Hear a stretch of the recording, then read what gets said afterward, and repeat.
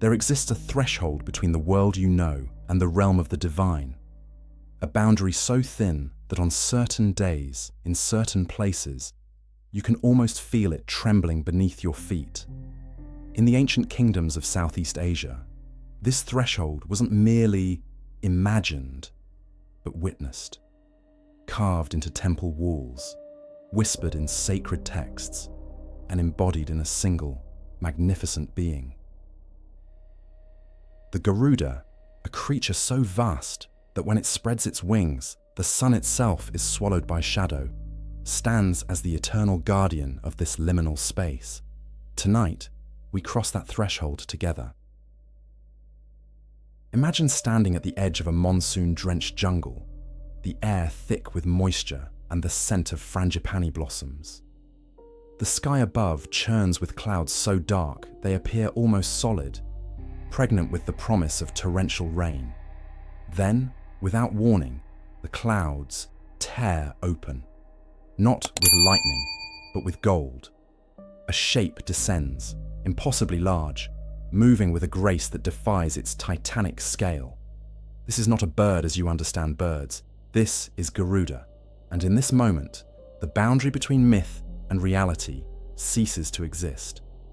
The creature that emerges from those storm clouds possesses a form that should not be possible, yet has been witnessed across millennia by countless eyes.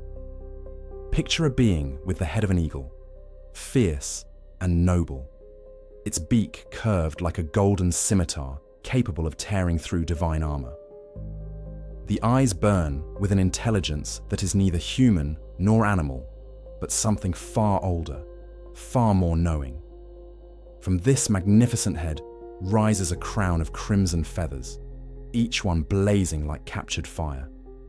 Yet below this avian majesty, the torso is unmistakably human, muscled and powerful, the chest broad enough to contain a heart that beats with the rhythm of cosmic purpose. The arms end not in hands, but in talons of burnished gold, each claw longer than a warrior's spear. Before we journey deeper into this realm of divine wings and ancient vengeance, join us at Echoes of the Old World.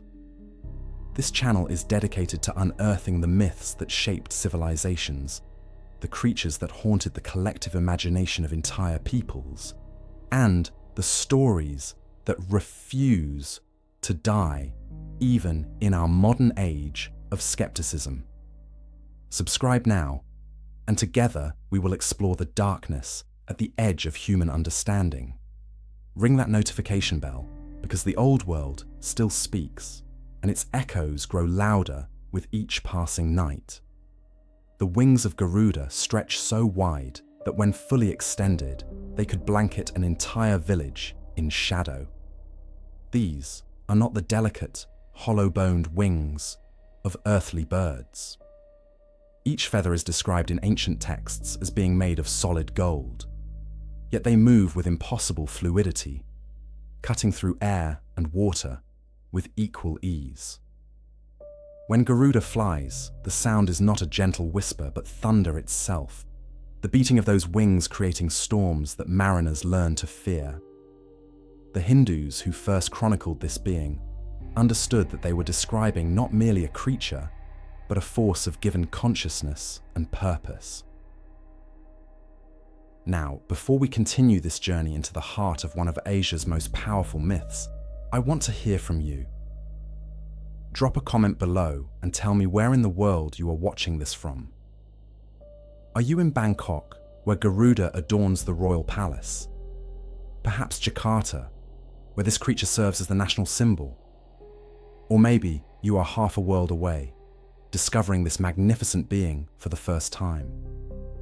Your perspective matters, because myths are not dead things preserved in museums. They are living conversations across cultures and centuries, and you are now part of that conversation. The tail of Garuda streams behind like a banner of flame, each plume arranged in perfect symmetry, speaking to the divine order this creature represents.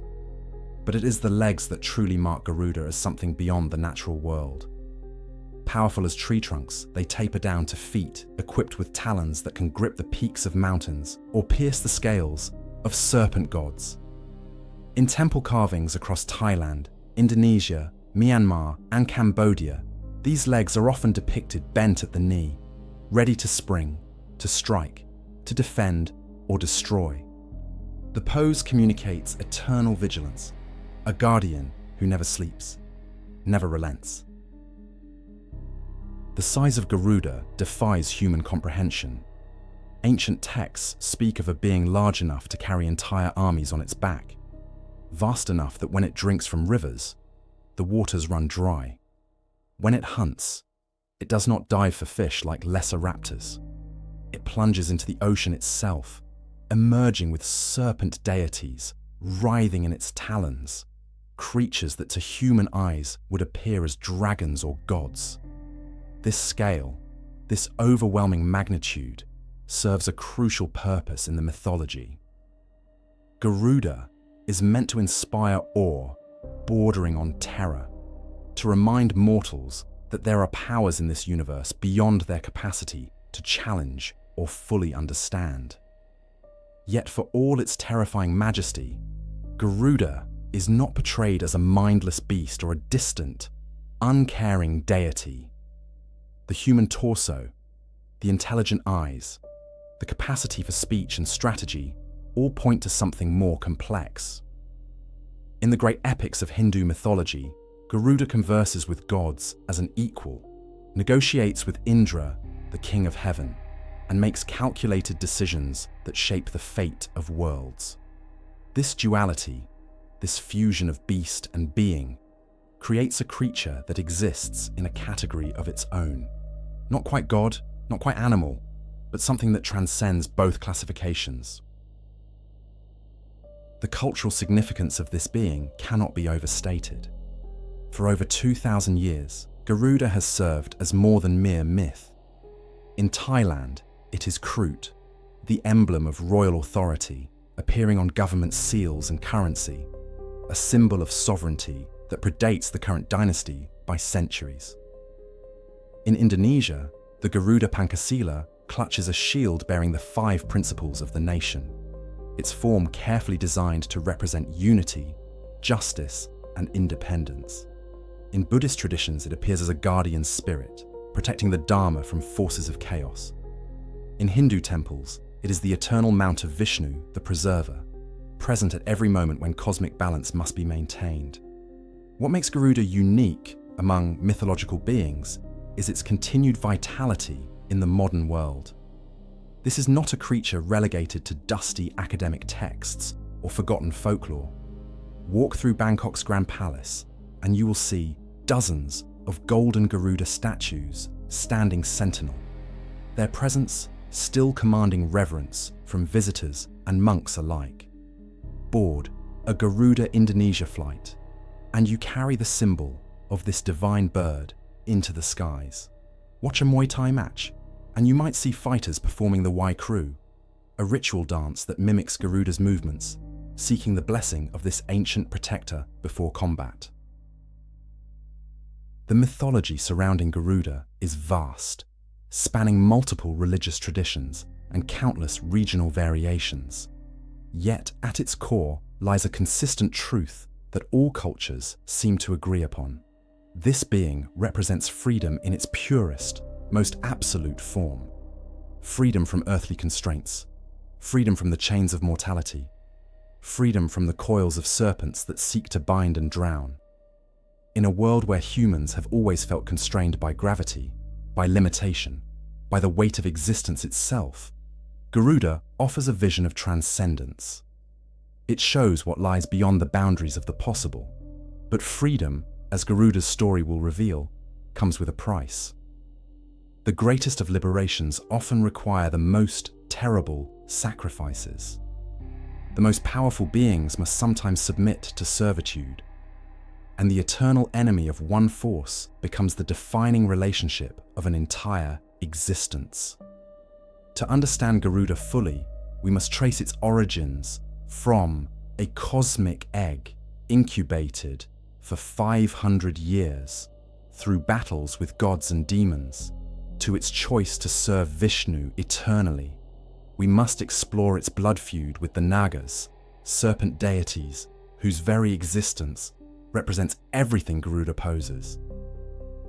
We must witness how human cultures have shaped and reshaped this myth to serve their deepest needs and aspirations. Over the coming chapters, we will walk through temple courtyards where stone Garudas stand frozen in eternal battle. We will examine ancient texts written in Sanskrit and Pali, seeking the oldest versions of this creature's tale. We will trace its metamorphosis across borders, watching how the same being transforms to embody Thai royalty, Indonesian nationalism, and Buddhist enlightenment. We will confront the paradoxes at its heart, the questions that make this myth endure. Can the embodiment of freedom choose servitude and remain free? Can vengeance be righteous?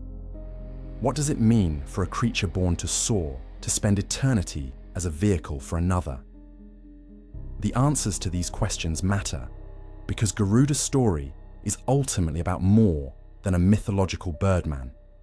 It is about the human condition, about our relationship with power, duty, and the forces we cannot control. Every culture that adopted Garuda did so because they saw in the Kreisreichen just something essential, something that spoke to their deepest fears and highest aspirations. The Thais saw royal legitimacy and divine protection. The Indonesians saw national unity and moral principles. The Buddhists saw the triumph of Dharma over chaos. The Hindus saw devotion so pure it could move even the preserver of the universe to offer friendship. As we stand at this threshold, about to embark on a journey through one of Asia's most complex and enduring myths, understand that we are not merely studying ancient stories. We are engaging with living traditions, with symbols that still shape nations, with a creature that refuses to be confined to the past. The wings of Garuda cast shadows that stretch from the Vedic age to the 21st century, from the Himalayas to the volcanic islands of Indonesia. Under that shadow, we will walk together, seeking to understand not just what Garuda is, but what it means, and why, after thousands of years, its flight continues unabated. The storm clouds gather once more, and in their depths, golden wings begin to stir. Our journey into the realm of the divine eagle is about to begin. Shape is never arbitrary in mythology. Every line of a divine creature, every curvature of its wings, or shimmer of its eyes, carries meaning beyond appearance. Garuda's form is no mere invention of ancient imagination, but a symbolic architecture designed to express cosmic truth. To understand him is to read the body of the divine itself, the living scripture of strength, wisdom, and transcendence. At first glance, Garuda appears as a hybrid, a magnificent fusion of man and bird. Yet this union does not represent confusion or corruption. It is the deliberate merging of sky and earth, intellect and instinct, spirit and matter.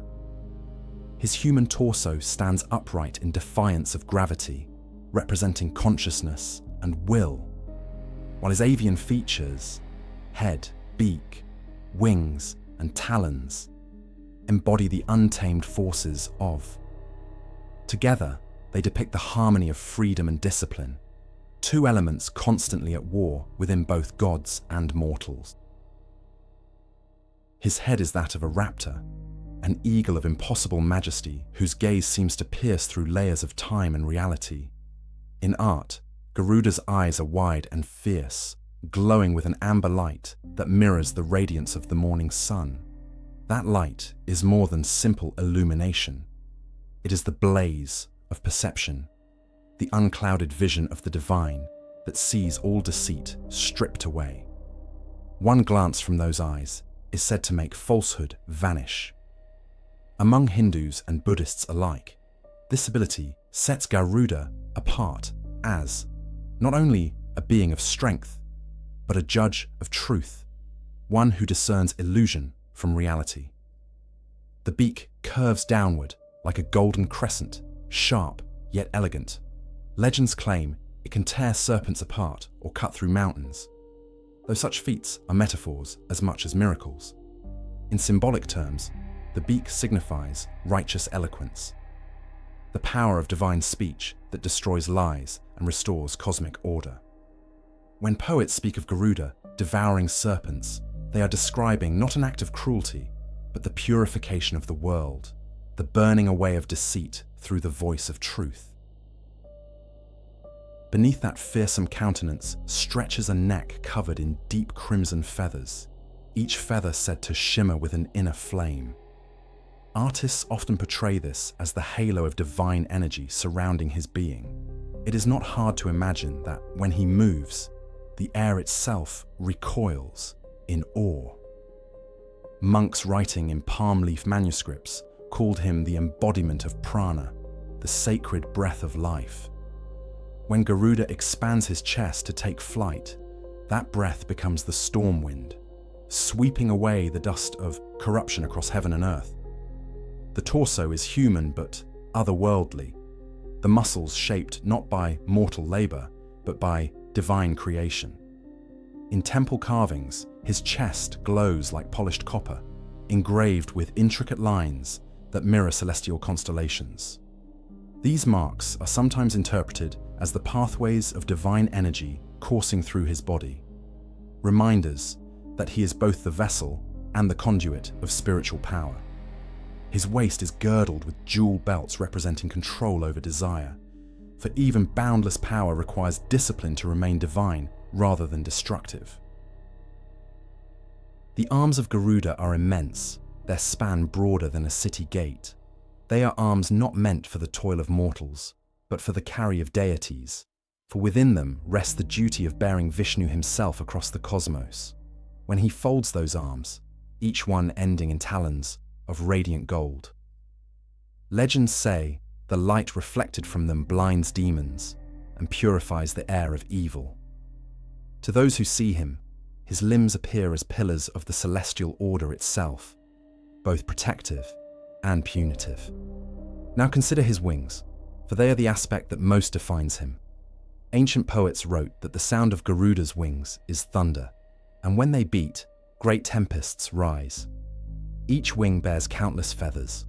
Each feather, they said, a hymn unto creation. To behold him in flight is to witness music made visible. His wings are said to stretch across the horizon, touching dawn with one edge and dusk with the other, making Garuda not just a traveler through heaven, but its measure, its very boundary. The golden color of his feathers is not ornamental. Gold, in nearly every ancient civilization, symbolizes incorruptibility and enlightenment. When Garuda gleams, he reflects not vanity, but the perfection of divine order. The sheen of his body defies decay. It is brilliance as essence, not as adornment. To those who worship, simply imagining that light is to glimpse what lies beyond mortality. Garuda's legs and feet reveal another layer of meaning, the realm of power and restraint. The thighs, carved thick and coiled like temple columns, signify unyielding strength, the foundation of all divine action. Yet the talons they taper into, sharp and gleaming, represent precision and control. They can destroy demons and serpents alike, but they never strike without purpose. Artists often depict Garuda gripping a pair of Nagas in his claws, holding them powerless yet unharmed, as if reminding the beholder that true power lies in mastery, not slaughter.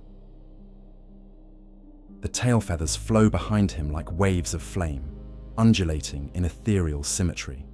In many Southeast Asian depictions, they end not in plumes, but in stylized motifs resembling lotus petals, surprising given the bird's martial reputation.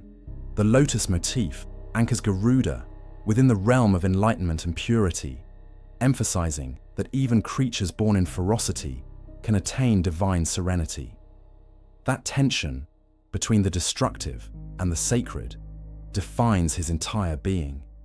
Color carries profound importance in Garuda's representation. His body is often a radiant gold, his wings shaded in crimson and green, and his crown adorned with sapphire and jade. Gold stands for divinity, red for vitality and protection, green for wisdom and renewal, blue for cosmic infinity. Together, they symbolize the equilibrium of creation, the same balance that Garuda protects through his eternal vigilance. Every hue is a theological statement wrapped in beauty. Beyond physical appearance, Garuda's form conveys the structure of the cosmos itself. His massive wings represent the sky, the freedom of celestial realms. His human torso stands for the earth, the domain of conscious beings. His talons anchoring into the ocean, where serpents dwell, symbolize control over chaos, the balance between water's depth and sky's expanse. In this way, Garuda's body unites the three cosmic levels: heaven, earth, and underworld. He is the bridge that connects and separates them in a single living form.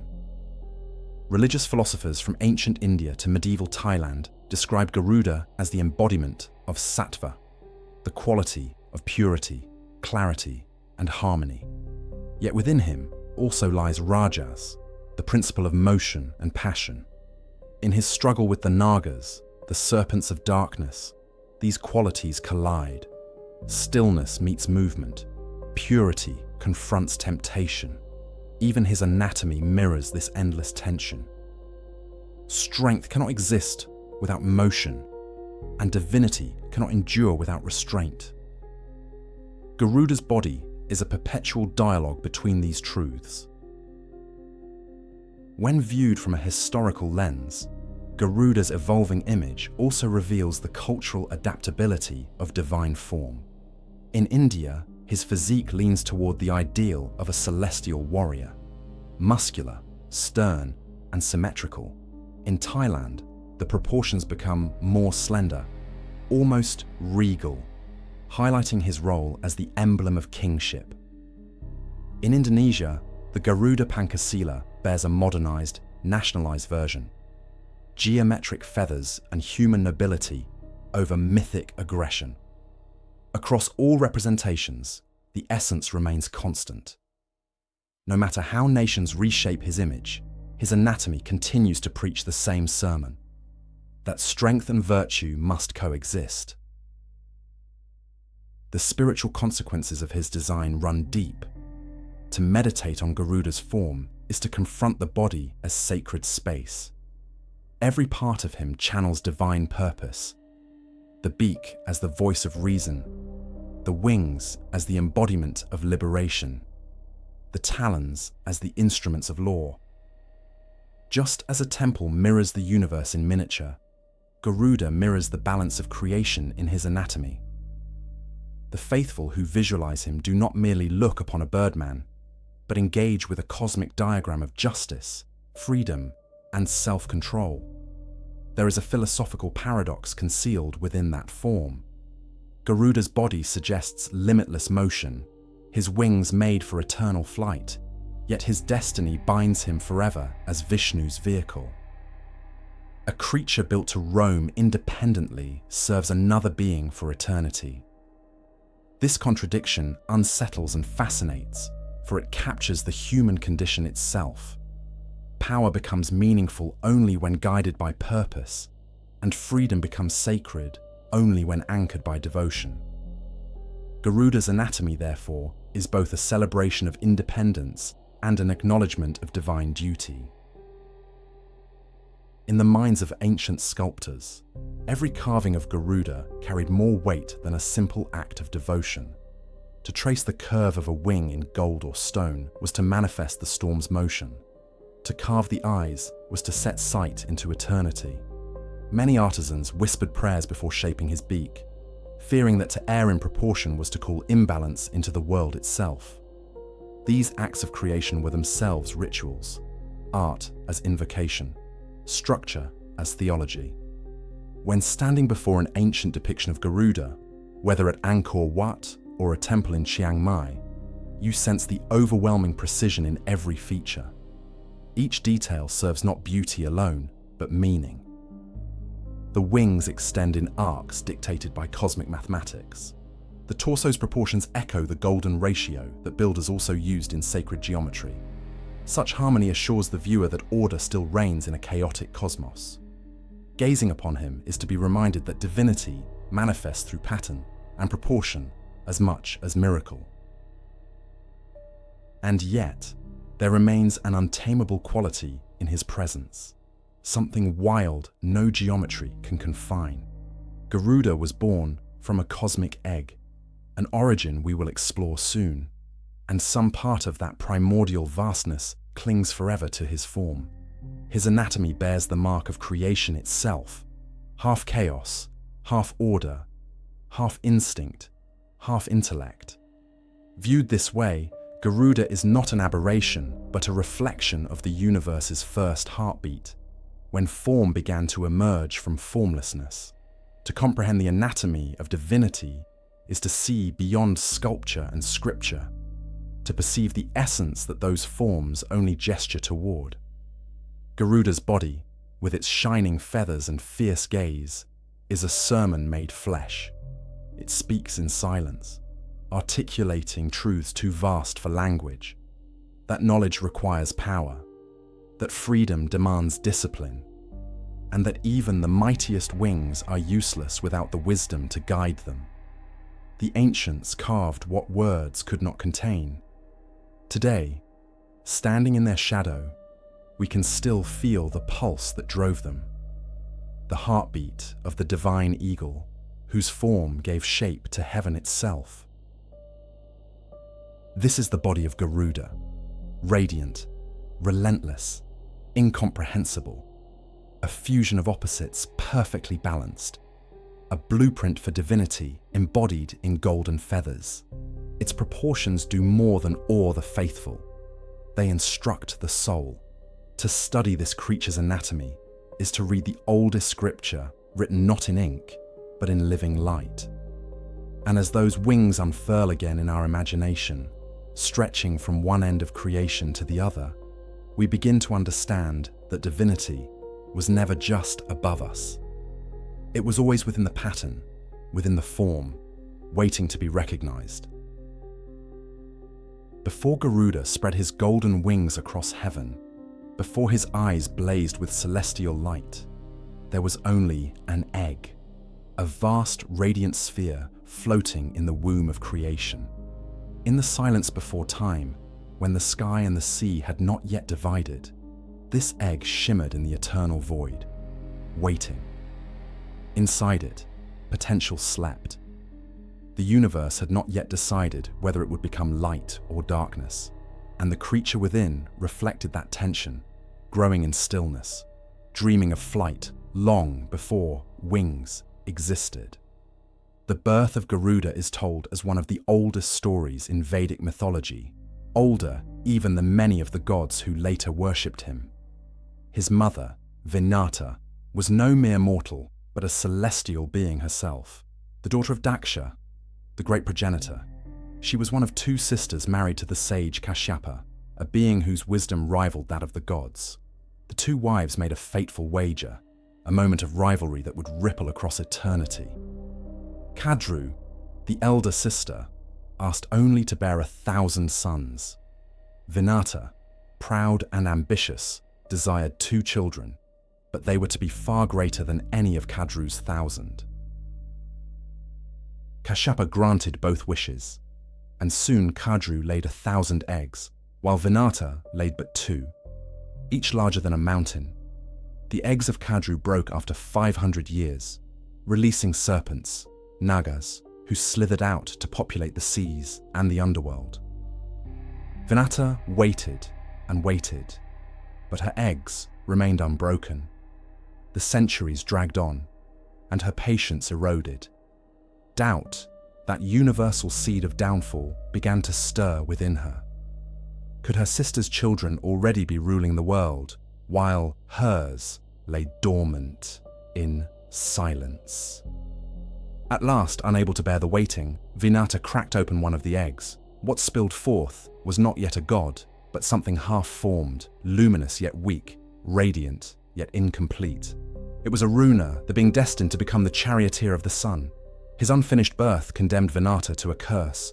For her impatience, she would become a slave to her sister Kadru. Aruna, though grateful for life, lamented his premature emergence and foretold that his yet unhatched brother would one day liberate their mother from bondage. That unborn child was Garuda. For 500 more years, the second egg remained intact, glowing with a light that pulsed like the heartbeat of creation itself. The very gods looked upon it in awe, sensing that what slumbered within was neither mortal nor entirely divine. When the time came, the egg cracked, and from it burst a being so radiant that even the gods mistook him for Agni, the god of fire. His feathers shone like molten gold, his cry split the heavens, and his wings sent ripples through the oceans below. In that instant, every serpent in the world shivered, sensing the arrival of their eternal enemy. The world trembled at the sight of this newborn creature. Mountains shook, and the sky blazed red as if dawn itself had been born anew. Indra, king of the heavens, feared what this new being might become. But when Garuda folded his wings and bowed before the divine assembly, his humility silenced the gods' doubts. He announced himself not as conqueror, but as devoted son, sworn to free Vinata from the curse that bound her. Thus began the destiny of the one who would come to symbolize Garuda's first act upon entering the world was to seek his mother. He found her serving Kadru in humiliation, laundering the serpent queen's robes, bowing to creatures who once had been her equals. Rage ignited in the young Garuda, not the blind rage of instinct, but the righteous fury of divine justice. He confronted Kadru and demanded his mother's freedom. Kadru, cunning as all serpents are, proposed an impossible condition. Vinata would only be freed if Garuda brought her the Amrita, the nectar of immortality, from the realms of the gods.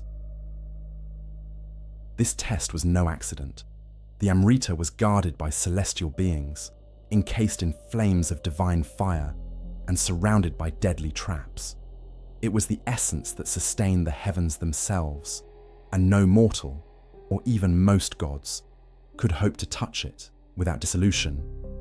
Yet, Garuda, undeterred, accepted the challenge. For love, he would defy gods. For freedom, he would face annihilation. Before beginning his quest, he sought counsel from his half-brother Aruna. The elder warned him, "The fire that guards the nectar is no ordinary flame. It is hunger itself, the breath of the sun. No being may cross it." But Garuda's eyes, luminous with purpose, did not waver. He answered that fire could not destroy one born from light. His confidence was not arrogance, but a clarity of purpose. And that clarity made even the gods hesitate to stand in his way. He soared upward, wings beating against the thin air of the higher realms. The sound was thunder, pure and unending. He passed through storm and starlight, through the mists that shroud the mountains of the gods. At every height, celestial beings tried to deter him, warning of destruction, yet none could match his will.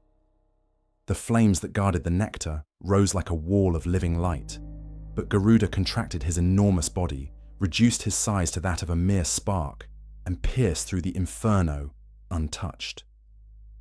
For within him burned something hotter than divine fire, the flame of devotion. When he reached the inner chamber where the Amrita was kept, he found it encircled by whirling blades and serpentine guardians. With each beat of his wings, he generated winds that shattered the traps and scattered the guards. The serpents lunged, hissing with venomous hate, but Garuda's eyes flared, and their fury turned to fear. He grasped the urn containing the Amrita, its surface glowing like a tiny sun, and ascended back toward the earth with the speed of thought. As he descended, Indra appeared before him, his lightning bolt raised. "This nectar cannot be taken by any but the divine," the Sky King declared. "The balance of heaven cannot be disturbed." Garuda met his gaze without defiance, carrying both reverence and resolve. In that timeless moment, he proposed a compromise. He would not drink the nectar himself. He would deliver it to the serpents to secure his mother's freedom, and once the curse was lifted, Indra could reclaim it unharmed. The King of Gods, impressed by Garuda's integrity, lowered his weapon and granted him divine friendship. He even promised to give Garuda a place of honor among the immortals. Garuda completed his mission. He placed the Amrita before the serpents, as agreed, and his mother's chains fell away. Yet the serpents, greedy creatures by try, rushed to consume the nectar before Indra could intervene. At that instant, Garuda warned them that purification required ritual preparation. As the serpents turned aside to wash themselves, Indra reclaimed the nectar, leaving them defeated and thirsty. In their frustration, they licked the grass where the nectar had lain, and its sharp edges split their tongues. A mythological reason given for why serpents flick their tongues even today. When Vinata rose finally free, her tears fell upon Garuda's wings, blessing them with eternal strength. Kashyapa, their father, appeared and proclaimed that Garuda had transcended both god and beast. For his devotion and wisdom, Vishnu himself descended and offered Garuda a boon to choose any gift he desired. The eagle asked for only two: freedom from hunger and eternal service to the preserver of the universe. Vishnu smiled and made him his Vahana, his divine mount. In this union between deity and creature, the concept of sacred duty reached its purest form. Thus, from a single egg came a being neither bound by birth nor limited by death. The cosmic egg, symbol of all beginnings, gave rise to a being who embodied liberation itself. In philosophical readings, this birth is more than myth. It represents the awakening of consciousness from the sleeping potential of the cosmos. The egg is the universe before creation, infinite, yet inert. Garuda's hatching is the moment spirit takes flight, the act of life breaking through confinement. The curse of Vinata, the challenge of Amrita, and the alliance with Vishnu form more than narrative. They shape a metaphysical truth. Freedom is not gifted. It is earned through sacrifice and understanding. Garuda's emergence from his shell mirrors the soul's struggle to break through ignorance into awareness. When his wings unfolded, they did not merely part clouds, but pierced illusion itself, setting the model for all beings that seek transcendence. In temples across India and Southeast Asia, sculptors capture this birth with reverent precision. Some show Garuda emerging from a cracked egg of stone, golden light radiating from his form. Others depict him lifting his mother as she weeps with gratitude. These scenes remind the worshipper that every act of devotion, no matter how small, replicates that cosmic moment of to honor Garuda is to remember that within every confinement lies the potential for divine flight. The myth's power endures because it speaks to a truth that transcends culture and age. We all dwell in shells of fear, of habit, of ignorance, waiting for the light within to force its way out. Garuda's story is the promise that such emergence is not only possible, but necessary. His point of origin, the egg of creation, is also ours. From it, we must each hatch anew, shedding what binds us and taking flight toward our own infinite sky. In the silence after the storm, when Garuda's wings fold and peace settles once again over the world, remember that every heartbeat echoes that original cracking of the cosmic egg. The sound that released him still hums beneath the surface of existence, reminding us that the universe itself was born of longing for freedom. And in that endless rhythm of breaking and becoming, Garuda continues to soar, forever newborn, forever divine. Every myth of liberation begins with a transgression. For Garuda, that transgression was nothing less than stealing the god's most sacred possession, the Amrita, the divine nectar of immortality. His purpose, however, was not selfishness or ambition, but love. He did not seek to live forever. He sought to set his mother free. That difference between greed and devotion defines the moral heart of his story, turning a theft into a sacrament, a rebellion into revelation. The tale begins in the celestial realms, high above the mortal earth, where the Amrita was kept under the watchful eyes of the Devas. It lay in a golden vessel deep within the heavens, sealed behind rings of flame and guarded by serpents whose venom could dissolve even stone. To possess it was to command eternity, yet Garuda's need was greater than any divine ordinance. He had promised to bring the nectar to the serpents, who demanded it as the price for releasing his enslaved mother, Vinata. His quest, born from filial devotion, would take him across realms no mortal has ever glimpsed. Before his flight, Garuda sought guidance from his father, the sage Kashyapa. The sage warned him gently of the cost such a journey would exact. The nectar you seek has undone entire worlds. Even gods tread carefully near its light. Victory may blind you as surely as defeat. Garuda bowed and answered that he understood. Love, not ambition, drove his wings. The fire that sustained him was not greed for power, but the flame of duty, a fire that consumes, but also purifies. As Garuda ascended through layers of the sky, the air grew thin and searing. Stars burned like eyes watching him pass, and strange winds carried ancient hymns. His wings, vast as thunderclouds, stirred storms in their wake. The guardians of the upper heavens sensed his approach long before he arrived. Some tried to bar his path, celestial archers of flame and wind, divine beasts conjured to guard the forbidden altitudes. But Garuda's flight was not one of rage. It was one of inevitability. He moved like time itself, unstoppable, blazing through illusions and barriers as if they were mist before a gale. Finally, he reached the threshold of flame, a ring of divine fire surrounding the chamber of Amrita. The flames kissed his feathers, but instead of burning, they shimmered brighter, for Garuda's essence was kin to that very fire. Each beat of his wings created gusts strong enough to bend the flames aside. Each motion of his body harmonized with cosmic rhythm. He was not defying the universe. He was moving in perfect alignment with its hidden law. The divine fire recognized this, and rather than consume him, parted to grant passage. Beyond that barrier waited the mechanical blades of the Devas, a ring of spinning edges sharper than thought, designed to slice intruders before they could blink. Here, Garuda revealed not strength, but cunning.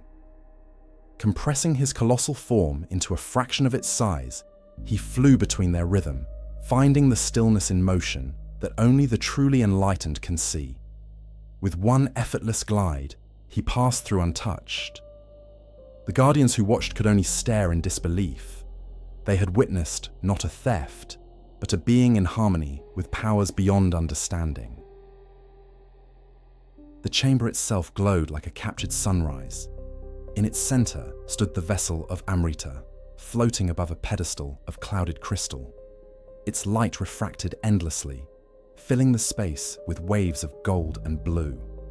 Around it coiled serpents larger than mountains, their scales flashing like mirrors of liquid pearl. These were the Naga kings, ancient and jealous defenders of the nectar, sworn by Indra's decree to protect it until the end of the age.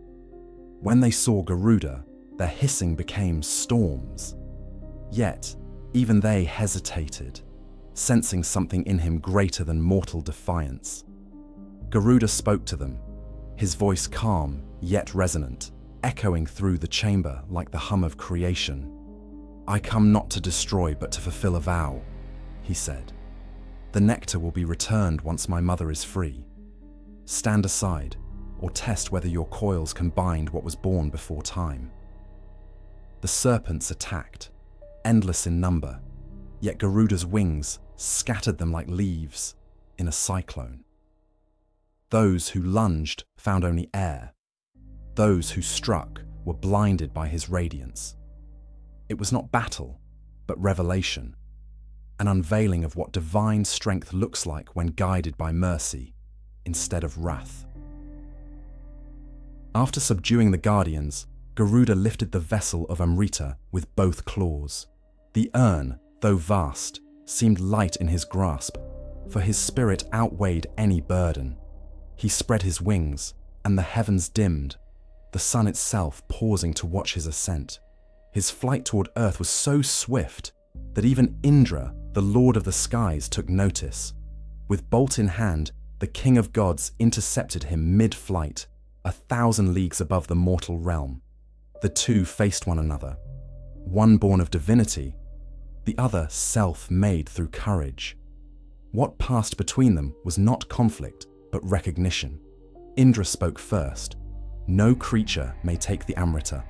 To do so disturbs the order of existence." Garuda bowed his head, yet his gaze remained steady. "I take it not for myself," he replied, "but to redeem the unjustly bound. If the order of existence permits bondage for the innocent, perhaps it is already broken." Indra, moved by such words, hesitated. In that pause lay the seed of divine friendship. Garuda promised that he would not drink the nectar, that he would offer it untouched to the serpents, fulfilling his vow, and afterwards, Indra could reclaim it. The bargain was struck. With the king's blessing, Garuda continued his descent. The clouds tore before him as thunder followed his path. The earth trembled when he landed on the sacred plains where the serpents awaited. Vinata, his mother, knelt in awe and fear, unable to comprehend the light radiating from her son. He placed the vessel before the serpents and declared his promise fulfilled. True to his word, he desired no reward. Freedom for Vinata was the only nectar he sought. The serpents, seeing their prize before them, slithered closer, tongues flickering with greed. But Garuda, wise even in triumph, cautioned them not to drink immediately. "Purify yourselves," he said. "Wash away the dust of the earth before touching divinity." The serpents slithered to the nearby river, hissing with anticipation. In their absence, Indra descended like a thunderclap and reclaimed the nectar, returning it to heaven. When the serpents came back, the vessel was gone, leaving only dew on the grass. Desperate, they licked the blades to taste the last drops of divine essence, but the grass was sharp, and their tongues split in two. From that day, all serpents flick their tongues, searching forever for a taste. They lost through greed. Vinata's chains dissolved like mist beneath sunlight. Her son knelt before her, wings folded, and she placed her hand upon his head. "You have freed me not only from bondage," she whispered, "but from the arrogance that bound my soul." The moment was sacred, an image that became eternal. The divine eagle kneeling before the mother who gave him life. Freedom, in that instant, became synonymous with devotion. When Vishnu appeared before Garuda, it was not to claim authority, but to offer respect. The preserver, the cosmos, had watched the eagle's flight and saw reflected in him the very essence of Dharma, duty without pride, action, without attachment. Vishnu offered Garuda a place beside him to serve as his eternal mount and companion. In this union, the story reached its quiet resolution. The theft of Amrita became an act of cosmic balance, for through it, the worlds were reminded that the power of love can transmute even sin into sanctity. Philosophers who later retold this myth said that the nectar of immortality was never meant to be a physical substance. It symbolized understanding itself, the kind of knowledge that dissolves fear of life and death alike. Garuda's theft thus represents humanity's struggle to capture wisdom from the divine, to steal insight from the guarded realms of the unknown. The challenge of fire, the blades, the serpents, all are metaphors for the obstacles every seeker must face to awaken the truth dwelling inside them. The gods forgave the theft because they recognized in it a reflection of their own creation. When Brahma made the universe, he too disrupted the void, birthing something new from stillness. Garuda, in his daring, merely repeated the sacred pattern. Creation itself is an act of theft, a taking of potential from the hands of nothingness. To create, to love, to liberate, one must transgress the walls of the possible. This is what distinguishes rebellion born of love from cruelty, born of pride. Garuda's return to the heavens marked his transformation from outcast to divine being. The gods bowed to him not as conqueror, but as equal. His name became synonymous with speed, courage, and righteousness. Wherever freedom is worshipped, Garuda's shadow still passes overhead, a glint of gold across the clouds. His theft no longer stands as crime, but as testament that goodness, when pursued with selfless intent, transcends even divine law. And so, the story of the theft of Amrita endures, a reminder that liberation often demands daring, that even the holiest treasures must sometimes be stolen if kept unjustly from the pure in heart. It teaches that courage, when guided by compassion, is the highest form of worship. For Garuda, the quest was never about nectar, immortality, or divine favor. It was about the simplest truth of all, that love, even when it defies heaven itself, is the most sacred law of the universe. After the theft of Amrita, the heavens themselves seemed to hold their breath. The gods, once wrathful, now watched Garuda not as a thief, but as a being touched by divine purpose. His daring had shaken the balance of creation, yet restored justice in ways even the Devas could not foresee. Among them, one god saw more clearly than all others. Vishnu, the preserver, whose task was to keep the universe in harmony, recognized in Garuda not defiance, but devotion transformed into action. What followed between them was not subjugation, but a covenant written into the fabric of eternity. The story of how Garuda became Vishnu's mount is one of paradox and serenity. It begins not in conquest, but in conversation. As Garuda returned to the heavenly realms after freeing his mother and returning the nectar, Vishnu approached him with the calm of infinite wisdom. The god's voice was not thunder, but still water, his gaze deep as creation's dawn. "Great bird," he said, "you sought power not for yourself, but to redeem another. Such strength born of compassion is rarer even than immortality. Join me." And so, beneath a sky pulsing with divine light, the choice of eternal service was offered, not as demand, but as invitation. Garuda bowed low, his golden feathers catching the light of heaven. He had faced fire, blade, and storm, and none had subdued him. Yet before Vishnu's quiet grace, he lowered his wings in reverence, not fear. "I have tasted victory," he replied, "and found it hollow without purpose. If the preserver calls, let me bear that weight upon my back. Let my strength become your path across the worlds." Thus, the bond was sealed, not with blood nor command, but with harmony between two destinies. The eagle became the vehicle of the god, the bridge between earth and divinity. From that moment onward, Vishnu and Garuda were inseparable. Where Vishnu moved, Garuda became the wind beneath him. Where Garuda soared, Vishnu's aura followed like a tranquil flame. Temples across Asia would later capture this union. The serene god seated upon the fierce bird, balance incarnate.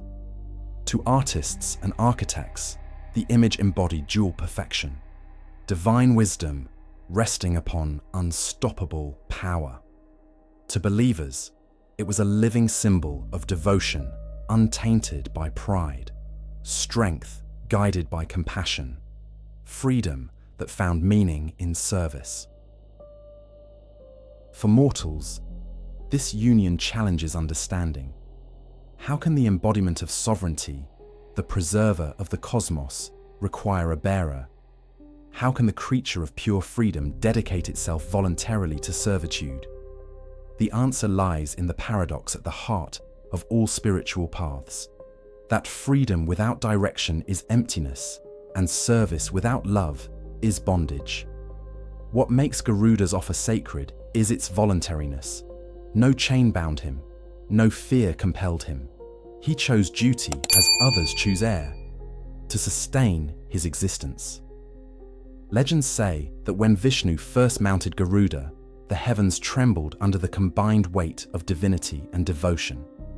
Yet, instead of falling, the great bird lifted the universe higher, balancing it upon his wings. In that instant, Garuda transcended even godhood's boundaries. He became more than a creature or companion. He became the living axis upon which heaven and earth could meet. Poets wrote that the flutter of his feathers scattered stars, that the tilt of his body could shift fate itself. But Garuda never wielded this power as conquest. His might was instrument, not identity. In many scriptures, Vishnu's trust in Garuda is described as absolute.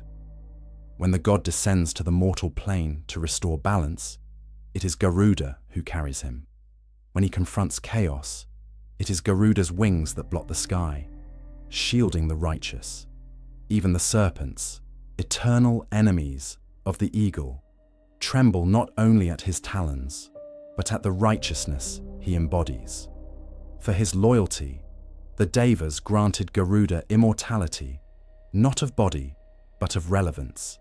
He would endure as long as the universe required guardianship, existing wherever protection was needed. There is a quiet beauty in this arrangement. The god of infinite preservation and the bird of infinite freedom form an endless cycle of motion and stillness. Vishnu represents the still point of eternity, the eye at the center of all storms. Garuda represents movement, the perpetual wind that sustains the flame. Together, they manifest a principle older than time, balance through interdependence. In their union, the cosmos finds equilibrium, demonstrating that strength without wisdom destroys, and wisdom without strength perishes in silence. Philosophers have long debated whether Garuda lost anything by this vow. They argue that the eternal rider came at the price of boundless freedom.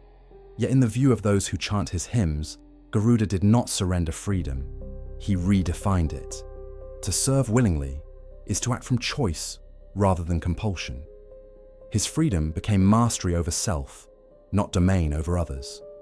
The chains of loyalty he accepted were not shackles, but the wings of a higher purpose. Through them, he achieved something greater than dominion, harmony. Throughout the ages, this bond came to symbolize the ideal relationship between divinity and devotee. Just as Garuda bears Vishnu, the believer bears faith, not as a burden, but as a sacred trust. In many rituals, priests recite verses comparing prayer to flight, devotion to wind, and enlightenment to the lifting of a divine figure upon one's shoulders. In that poetic analogy, every soul becomes a Garuda, striving to carry divine consciousness beyond the realm of ignorance. The partnership between them is not one-sided. Vishnu, though almighty, honors Garuda's autonomy. Stories speak of moments when Vishnu dismounts and waits for Garuda to rest, acknowledging the fatigue even divine duty requires. They converse as equals, sharing silence as much as speech. This mutual respect turns service into companionship. It shows that the divine does not demand blind obedience, but seeks understanding. Their dialogue reflects the eternal truth that faith is strongest when it recognizes dignity on both sides. Artists across centuries captured this scene in sacred sculpture and painting with astonishing consistency. Vishnu, tranquil and adorned with celestial ornaments, sits gracefully upon the shoulders or wings of Garuda. His calm face contrasts sharply with Garuda's fierce expression, yet together they embody unity through difference. The visual contrast itself becomes a sermon. Power must be tempered by compassion, and compassion needs the courage of power to act. The world endures because both forces exist in accord. Across Thailand, Cambodia, and Indonesia, this motif found new life through royal interpretation. Kings adopted the symbol of Vishnu, mounted upon Garuda, to assert divine legitimacy. Yet beneath that political veneer lies a genuine philosophical reverence. The ruler should embody Vishnu's balance and rely upon Garuda's steadfast strength, wisdom elevated by loyal service. The emblem continues to adorn palaces, temples, and national insignia, a reminder that true authority resides in harmony, not dominance. There is also a personal dimension to this tale that resonates with spiritual seekers. Every act of devotion mirrors Garuda's choice. Each time one places faith in something greater, truth, love, or justice, one recreates his moment before Vishnu. Spiritual growth, like flight, demands surrender not of will, but of self-centeredness. Garuda's willingness to bear another upon his back symbolizes the soul's awakening. The realization that the highest form of power is the power to uphold, not to rule. Some traditions tell that Vishnu granted Garuda a boon, to remain always above the serpents, immune to their venom and untouched by the poison of deceit. Yet Garuda's immunity is as much moral as physical. To transcend hatred is the truest flight. His enmity toward the Nagas persisted, but not from cruelty. It became an endless dance of balance, predator and adversary shaping each other's purpose. Even hostility within cosmic order becomes a thread in the tapestry of divine law. When Vishnu rides Garuda across the heavens, the sound that follows is said to be the hum of the universe, the vibration from which all existence springs. The scriptures call it Omkara, the primal resonance of creation.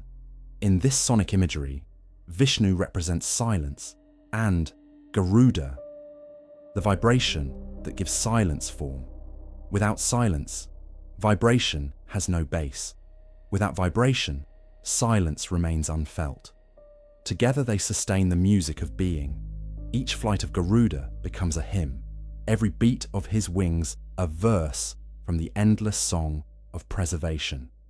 Symbolically, the bond of Vishnu and Garuda teaches the philosophy of Dharma, action in accordance with universal order. Garuda acts, moves, and fights, but always within the harmony of higher purpose. Vishnu observes, directs, and preserves, ensuring that creation does not unravel under its own motion. Their dynamic mirrors the relationship between will and understanding, passion and restraint. In human terms, it is the balance each life seeks, but rarely sustains for long. To gaze upon a depiction of Vishnu astride Garuda is to see more than religion. It is to witness a cosmic partnership rendered visible. The stillness of Vishnu's eyes upon Garuda's tempestuous form conveys the serenity found in embracing one's duty without resistance. Artists capture this truth, not through words, but through proportion, composition, and gold leaf that catches the light, symbolizing enlightenment through service. The viewers who stand before such art are invited to see themselves in that symbiosis. Seekers and duties, hearts and burdens, each becoming necessary to the other. In one ancient parable, it is said that Garuda once asked Vishnu why the preserver, being infinite, would ever require a mount. Vishnu smiled gently and replied, "Even eternity needs movement. You give me flight, just as devotion gives eternity meaning." That answer encapsulates the essence of their bond.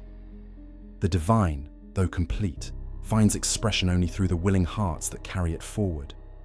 Without devotion, even infinity stands still. Through the ages, the image of Garuda carrying Vishnu has never faded. Its meaning continues to evolve, reflected in the banners of nations, the altars of temples, and the hearts of those who seek balance between love and duty. The bond of Garuda and Vishnu is not about subservience or control. It is about trust, the sacred trust that turns service into transcendence. In every myth that follows, whether of war or wisdom, this trust remains the golden thread holding heaven and earth together. And so, Garuda soars still, bearing not only Vishnu across heaven, but the principles that sustain creation itself. His allegiance is not submission, but harmony. His weight not burden, but blessing. The wings that once defied divine fire now uphold divine order. In their eternal movement across sky and time, God and Guardian remind us that the greatest power lies not in ruling, but in carrying with grace what others cannot. Long before moral order gripped the universe, the sky and the sea waged silent war. Air and water, light and shadow, motion and stillness. These were not yet harmonized, and from their eternal tension were born two opposing races destined to fight until the end of time. From the breath of air came Garuda, radiant and fierce. From the depths of water emerged the Nagas, the great serpents of the underworld. Every drop of venom that dripped into the oceans whispered hatred of the light that blinded their realm. And every gust of wind that rose from Garuda's wings promised vengeance upon the darkness below. The enmity between the eagle and the serpent is not simply a struggle between predator and prey. It is cosmic allegory, sky striving to dominate depth, spirit battling matter, freedom ever at war with bondage. Yet their conflict is also intimate, born of family and betrayal. For Garuda and the Nagas share a mother's blood. Both are children of Kashyapa, but from different mothers. Garuda from Vinata, the radiant one, and the serpents from Kadru, his darker spouse. What began as rivalry between sisters unfolded into an eternal feud between their offspring, as if the universe itself had taken sides in the quarrel of two hearts. The story of their hatred begins with Kadru's deception. One day, she and Vinata looked upon the heavenly horse Uchchai Shravas, white as moonlight and born from the ocean of milk. Kadru, her voice dripping with cunning, made a wager with her sister. She claimed the horse's tail was black, while Vinata swore it gleamed pure white. The sisters agreed. Whoever lost would become the other's servant. To secure her victory, Kadru instructed her serpent sons to coil around the horse's tail, darkening it with their scales.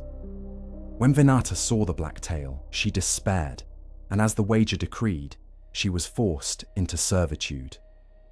In that moment, her unborn son's destiny was sealed. For Garuda, born later, would rise as the avenger of his mother's humiliation. From the first breath he drew, Garuda's hatred for the serpents was more than instinct. It was inheritance. Yet his anger was not chaotic. It was the sword of justice held steady by purpose. When Kadru demanded that Garuda bring her the Amrita as payment for Vinata's freedom, the cycle of vengeance truly began. For the theft of the nectar did not end the enmity, but ignited a cosmic chain of cause and retribution. The serpents gained only deceit, and Garuda gained righteous fury. Their destinies became intertwined like the coils of a storm. At first, their clashes were small but relentless. The Nagas, multiplying across rivers and seas, built kingdoms beneath the waters. Their palaces of coral and pearl pulsed with cold light, guarded by endless coils of armored bodies. Above them, Garuda reigned over the skies, his shadow sweeping across continents. When serpents surfaced to bask in sunlight, Garuda struck with blinding speed, seizing them in talons golden as lightning. When he descended to drink, they coiled around his legs, in ambush, their venom hissing into the wind. Mountains collapsed in their wake, seas boiled, and forests burned where their battle passed. Yet neither could claim victory, for their hatred was older than victory itself. To the ancients, this struggle was not cruelty but cosmic necessity. Just as fire consumes and water quenches, their war sustains the balance of worlds. The serpents represent the primal forces of the earth: instinct, fertility, secrecy. They guard treasures hidden in the soil, wisdom buried under centuries of silence. Garuda, in contrast, embodies liberation and revelation, tearing veils from truth. Where they conceal, he uncovers. Where they constrict, he expands. The battle between them is not good versus evil. It is a dialogue between concealment and understanding. Each needs the other to define its. Still, the personal hatred between them burned stronger than philosophy. The Nagas never forgave Garuda for tricking them of the Amrita. They remembered the humiliation of licking grass until their tongues split, remembered how he had risen as their eternal predator. For his part, Garuda saw in every serpent a reflection of deceit, the echo of his mother's enslavement. Legends tell that when Garuda flies, the serpents scatter to their dens, trembling under the storm of his wings. His arrival turns rivers black, their calm shattered into whirlpools, as if the very waters fear his presence. Many cultures in Southeast Asia retold this ancient animosity in art and ritual. Thai temples depict Garuda clutching Nagas in his claws, not tearing but restraining them, a symbolic image of control over chaos. In Cambodia and Indonesia, stone reliefs show him lifting serpents upward toward light, as though redeeming rather than destroying them. Even in hatred, there is transformation. The Nagas, in their defeat, are purified. Garuda, in his fury, learns restraint. Their endless conflict is a parable of reconciliation through opposition, the recognition that even enemies can fulfill divine purpose. But the myth deepens further, touching realms beyond mere combat. In certain tellings, Garuda's war with the Nagas mirrors the tension between drought and flood. When the serpents triumph, the waters rise, drowning fields and villages. When Garuda prevails, the air grows dry and the harvests wither. Between them lies the fragile balance of survival. The ancients offered prayers to both, the eagle of light and the serpents of rain, recognizing that harmony was possible only when neither conquered utterly. The cycle of their feud became itself, the breathing of the world between wind and wave. In mythic symbolism, the serpent's coils mirror the confinement of ignorance, while Garuda's wings mirror the expansion of awareness. The Nagas encircle their victims, tightening until breath ceases.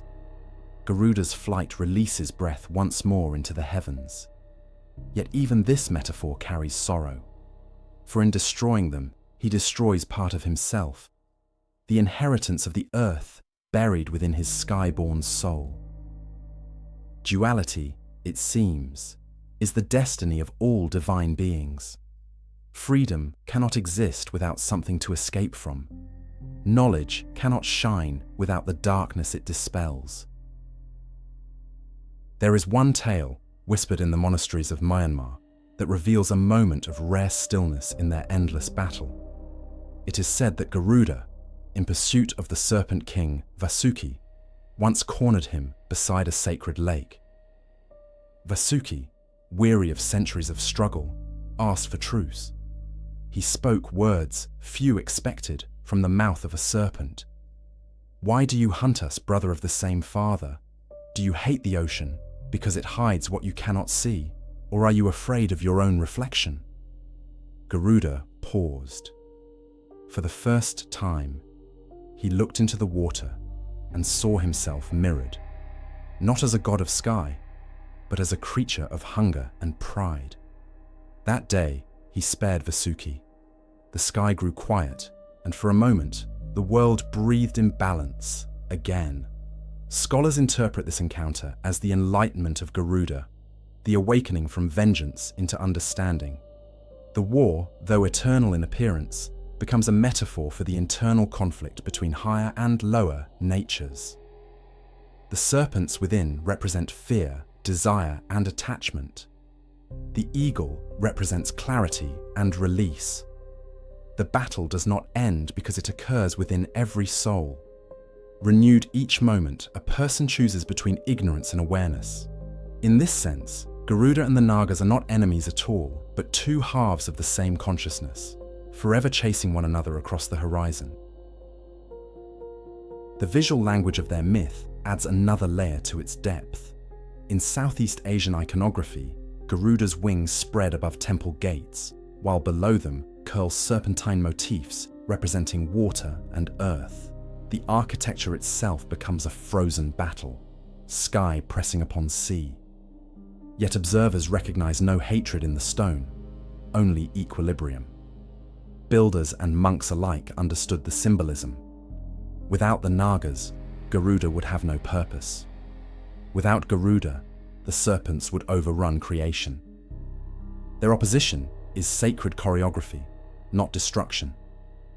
In certain Hindu interpretations, Vishnu's role as mediator reflects this principle.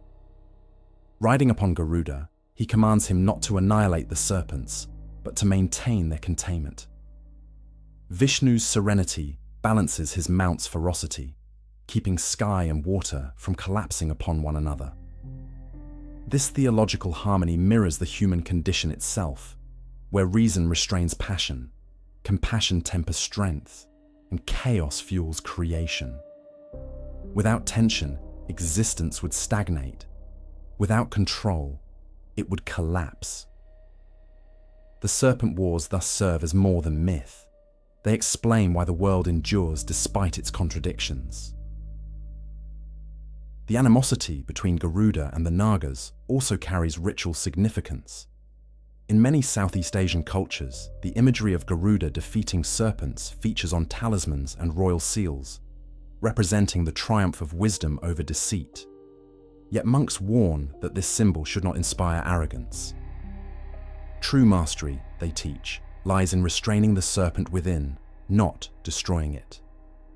To conquer too completely is to unbalance the self. Garuda must never stop flying, nor may the serpent cease to dwell in the depths.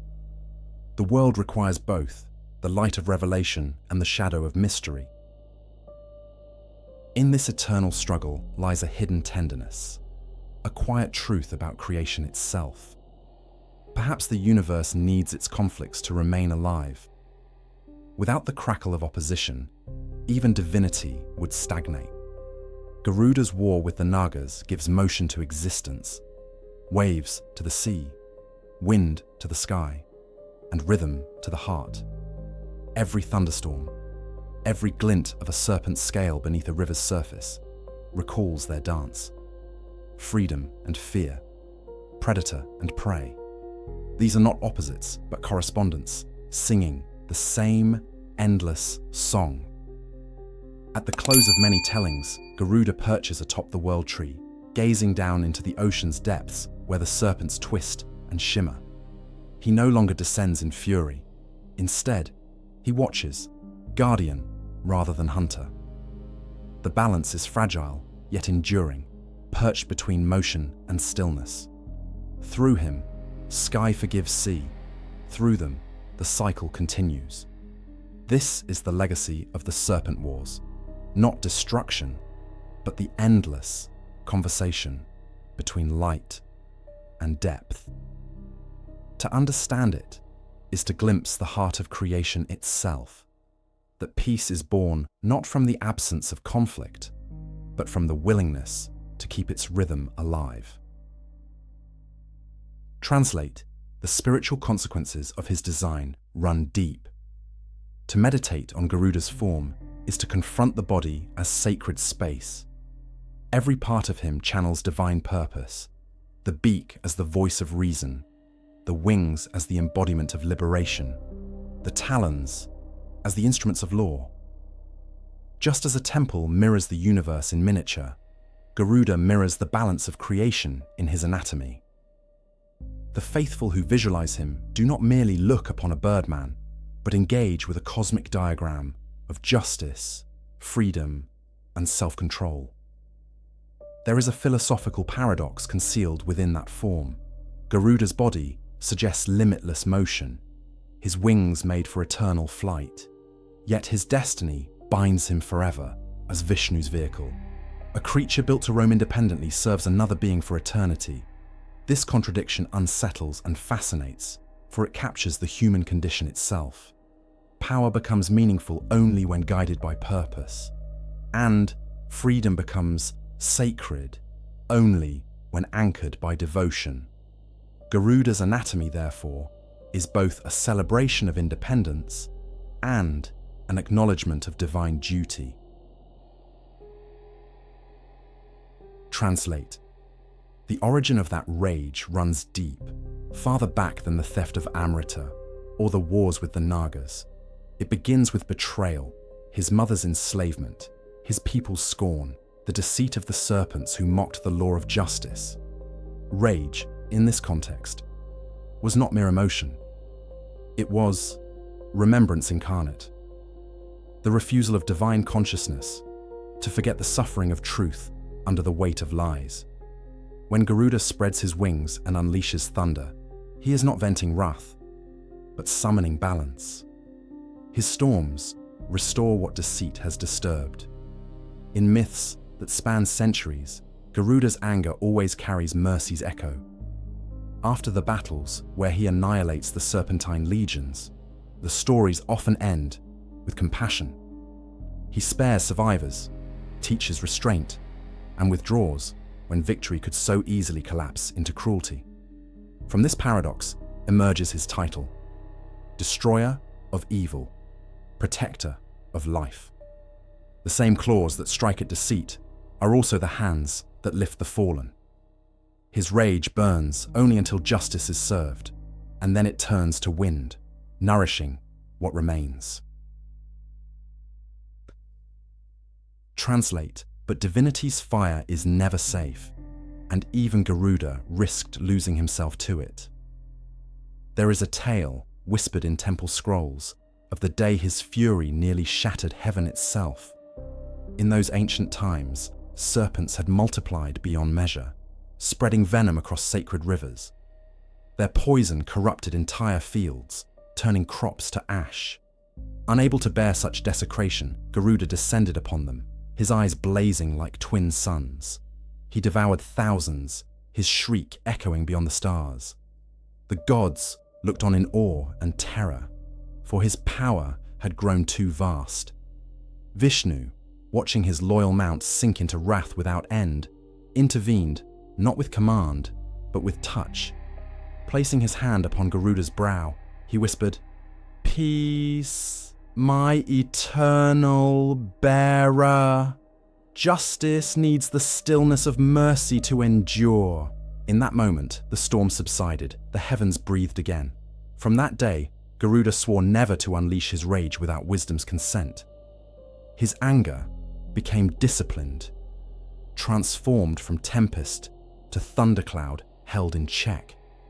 The lesson of that encounter would echo through future generations. That divine wrath, unbridled, destroys the very order it seeks to save. The same fire that purifies can also consume, and even gods must learn the art of silence. Aigshai. Translate, the notion of divine rage though unsettling, reveals an ancient truth about the cosmos. The universe itself was born from violent forces, the clash of elements, the shattering of formlessness into form. Creation cannot separate entirely from destruction. Garuda embodies this duality perfectly. His wrath is the engine of renewal. When the Nagas' venom infects the earth, his fury cleanses it. When deceit festers, his fire exposes it. Yet he destroys not for pleasure, but to maintain the balance Vishnu entrusted to him. To those who look deeper, his fury becomes meditation in motion. In much of Southeast Asian and Hindu iconography, this paradox is rendered in breathtaking imagery. In golden reliefs, Garuda's eyes blaze with fury, but his posture is that of meditation. His talons strike precisely, never in frenzy. Around him, subdued serpents weave elegantly, jaws open yet harmless. The scene tells a wordless story. Wrath, guided by virtue, becomes art, a cosmic dance rather than slaughter. It is the fury of truth cutting through fog, not the chaos of rage consuming itself. Translate. The serpents, too, play their part in this divine dialectic. Their venom, though deadly, holds symbolic power. It represents ignorance, greed, and delusion, the poisons that cloud perception. Garuda's battles with them thus become rituals of purification. Every time he devours a serpent or outflies their ambush, the act reenacts a spiritual cleansing, where light refines itself through confrontation with darkness. The venom is not entirely evil. In small doses, it becomes medicine. Likewise, righteous anger, when purified, becomes virtue's guardian. Monks interpreting Garuda's myth in Buddhist contexts took this principle further. They portrayed him not as a god of vengeance, but as a reminder of the disciplined mind. The taming of his fury symbolizes the awakening from ignorance, the transformation of destructive impulse into compassion. Meditation texts from Burma and Thailand describe the practitioner as training their Garuda, meaning the subjugation of their inner storm. In that sense, Garuda's divine rage is universal. It mirrors the spiritual struggle within every human heart. Translate. Yet the world has never entirely understood such sophisticated duality. Many cultures simplified Garuda into a figure of conquest, a slayer of snakes, a champion of divine law. In doing so, they missed half his meaning. His claws were not weapons, but instruments of discernment. His wings of fire did not scorch merely to punish, but to illuminate illusion. Even his hatred, when stripped of justice, transformed to pity. To tell Garuda's story as mere battle is to rob it of its soul. The true war occurs not in the heavens, but within the mind that must decide when wrath protects and when it destroys. One legend from ancient India speaks to this introspection. It tells of a sage who confronted Garuda as the eagle soared in wrath over a river temple. The sage asked, "Do you hate because they are serpents, or do you hate because they remind you of your pain?" Garuda paused, his wings frozen mid-air. For the first time, he realized that every serpent he struck was a memory, a reflection of the bondage his mother once endured. His hatred dissolved into understanding, and his roar became a prayer. The sage smiled, for he saw that even gods require mirrors to see themselves clearly. Unseen. Translate. Thus emerges the image of Garuda, not just as warrior, but as penitent, a divine being learning to master the same lessons he teaches. His story, when examined with care, reveals the sacred continuity between destruction and forgiveness. He becomes the bridge between punishment and mercy, between divine fire and divine calm. This is why the gods trust him. He knows rage intimately, but fears becoming its servant. In this restraint lies his divinity. As centuries passed, the legend of Garuda's temper continued to evolve. In Thai folklore, he appears as Krut, still fierce but protective, a guardian who rages only in defense of sacred law. In Buddhist temples, murals depict him shielding the faithful from demons rather than destroying the demons themselves, suggesting redemption beyond violence. This evolution speaks to a civilization's moral maturity, the realization that fury's highest form is not annihilation, but prevention. Garuda's anger becomes a divine firewall, keeping corruption from reaching the innocent. Translate. On a metaphorical level, Garuda's duality reflects the psychological truth of humankind. We too carry venom and virtue in the same vessel, hope and wrath in the same heart. To deny one is to cripple the other. Wisdom does not destroy anger. It teaches it to serve. In many ways, Garuda's transformation from avenger to guardian mirrors humanity's long struggle with power, how each generation must learn once more that restraint is not weakness, and fury controlled becomes strength. Garuda's legend thus serves both as caution and consolation. It warns that without balance, even divine purpose can descend into devastation. But it also consoles that redemption is possible, even for powers that burn too brightly. If a being crafted of light and flame can tame his storms and align himself with peace, then perhaps all creation can do the same. His anger, once feared, becomes sacred precisely because it submits to conscience. In the final reckoning, Garuda stands as the eternal flame held in steady hands. His eyes burn, but his heart remains clear. His wings still thunder, but now they blow only to preserve life, not to destroy it. He reminds mortals and gods alike that virtue without fire is fragile, but fire without virtue is chaos. Between those two perils he flies forever, bearing Vishnu across skies of gold, his rage transmuted into radiance, his vengeance reborn as vigilance. This is the ultimate meaning of Garuda's jewel, that within every flame there lives a promise, and within every storm, a choice. Even the divine must master its own heart. The hero of the skies, who once burned with fury enough to shake the gods, now flies as their calmest sentinel. His story teaches that anger need not be denied, only purified, that even venom in the vessel of wisdom may become elixir. And in the boundless heavens, where the eagle soars, one truth remains eternal. The greater the fire, the greater the need for stillness at its core. When Garuda crossed from mythic scripture into the living heart of Southeast Asia, it was in Thailand that he took his most majestic and enduring form. Known there as Krut, he ceased to be a distant celestial warrior and became the physical embodiment of sacred kingship itself. His feathers turned into emblems, his wings into royal insignias, and his eternal loyalty to Vishnu became an oath to protect the Thai throne. Through him, a kingdom found its divine mirror, a nation under the vigilant eyes of the eagle god. The story of Krut begins long before the rise of Bangkok or the modern Thai state.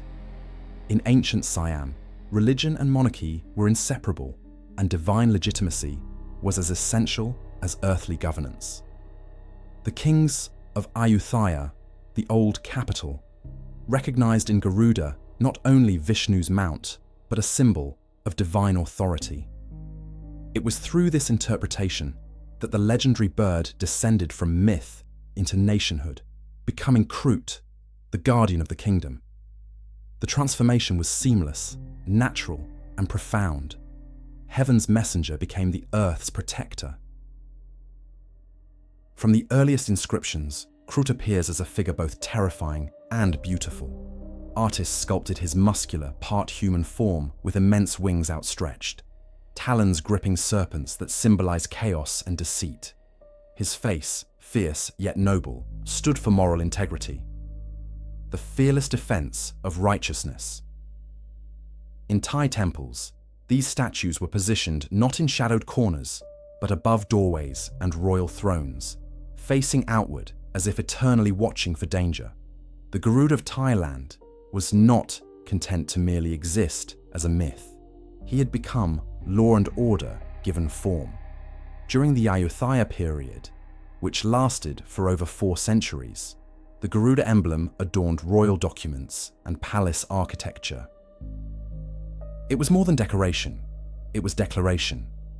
When the monarch sealed edicts with the image of Krut, it signified divine sanction. To defy the order was not just treason, but sacrilege. The presence of the Garuda placed every act of governance within a sacred framework, linking the ruler to the cosmic protector and assuring the people that the throne stood under the watchful vigilance of heaven. This concept traces back to the Vishnu-Garuda relationship itself. The god and his mount represent a union between wisdom and strength, intellect and action. By adopting Garuda, Thai kings align themselves with that eternal balance. The monarch, like Vishnu, becomes preserver of harmony, while Krut embodies the force ensuring that harmony endures. Every Thai monarch, from ancient to modern, inherits this symbolic partnership, a divine covenant rendered not in mythic fire, but in political continuity. Krut's influence expanded beyond palaces into the fabric of culture. In Buddhist temples, carvings of Garuda often appear in delicate patterns above windows or rooftops. Their designs reflect hybrid artistry, blending Hindu iconography with Buddhist philosophy. Garuda ceased to be seen as the slayer of serpents alone. He became the protector of the Dharma, the cosmic truth. Though his roots derive from an older faith, Thai Buddhism absorbed him seamlessly, transforming the guardian of Vishnu into a guardian of enlightenment itself. The serpent he holds no longer represents evil, but the chaos that threatens wisdom. Across the kingdom, Krut's stylized image became a symbol both spiritual and civic. Royal seals bore his likeness, coins were stamped with his wings, and even official uniforms carried his insignia. In time, this emblem came to represent not just the monarchy, but the entire Thai state. To see the Garuda is to witness royal power consecrated by divine authority. Whether carved from gold atop a temple roof or illustrated in red upon the flag of government, Krut stands for the inseparable bond between the divine and the temporal, the sacred and the sovereign. One cannot walk through Bangkok without feeling his silent presence. The Grand Palace, heart of the Chakri dynasty, is guarded by countless Garudas sculpted in brilliant gold leaf. Their talons grip serpents carved from lacquer and mother of pearl, their eyes fixed in eternal vigilance. They seem to breathe with the same rhythm as the nation itself, resilient, proud, and endlessly watchful. In the hot sun, the golden statues sparkle, and for a moment, one believes that ancient divinity still prowls the edges of the mortal world. The Thai adaptation of Garuda reflects the people's reverence for balance, strength united with compassion, rule tempered by moral virtue. Unlike Western heraldry, where lions or eagles symbolize domination, the Krut symbolizes equilibrium. His open wings welcome light. His upright stance proclaims readiness.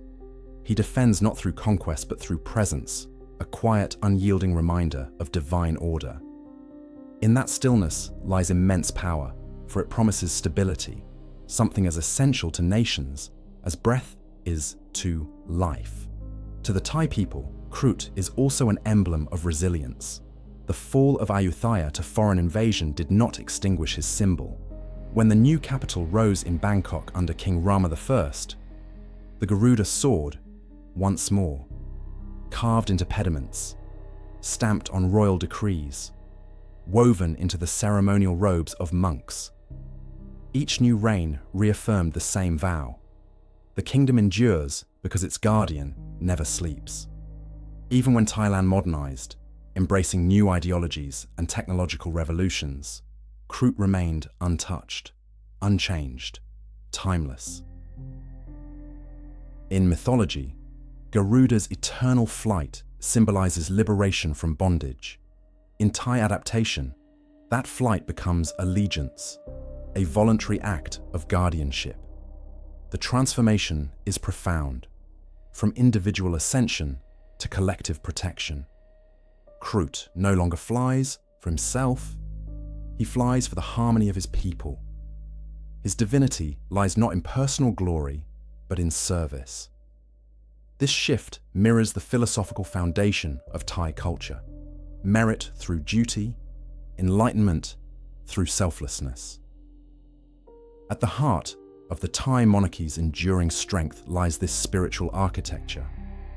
Since the Ratanakosin era, the Garuda has been displayed atop royal palaces, over ministries, and even upon modern government buildings of Paris.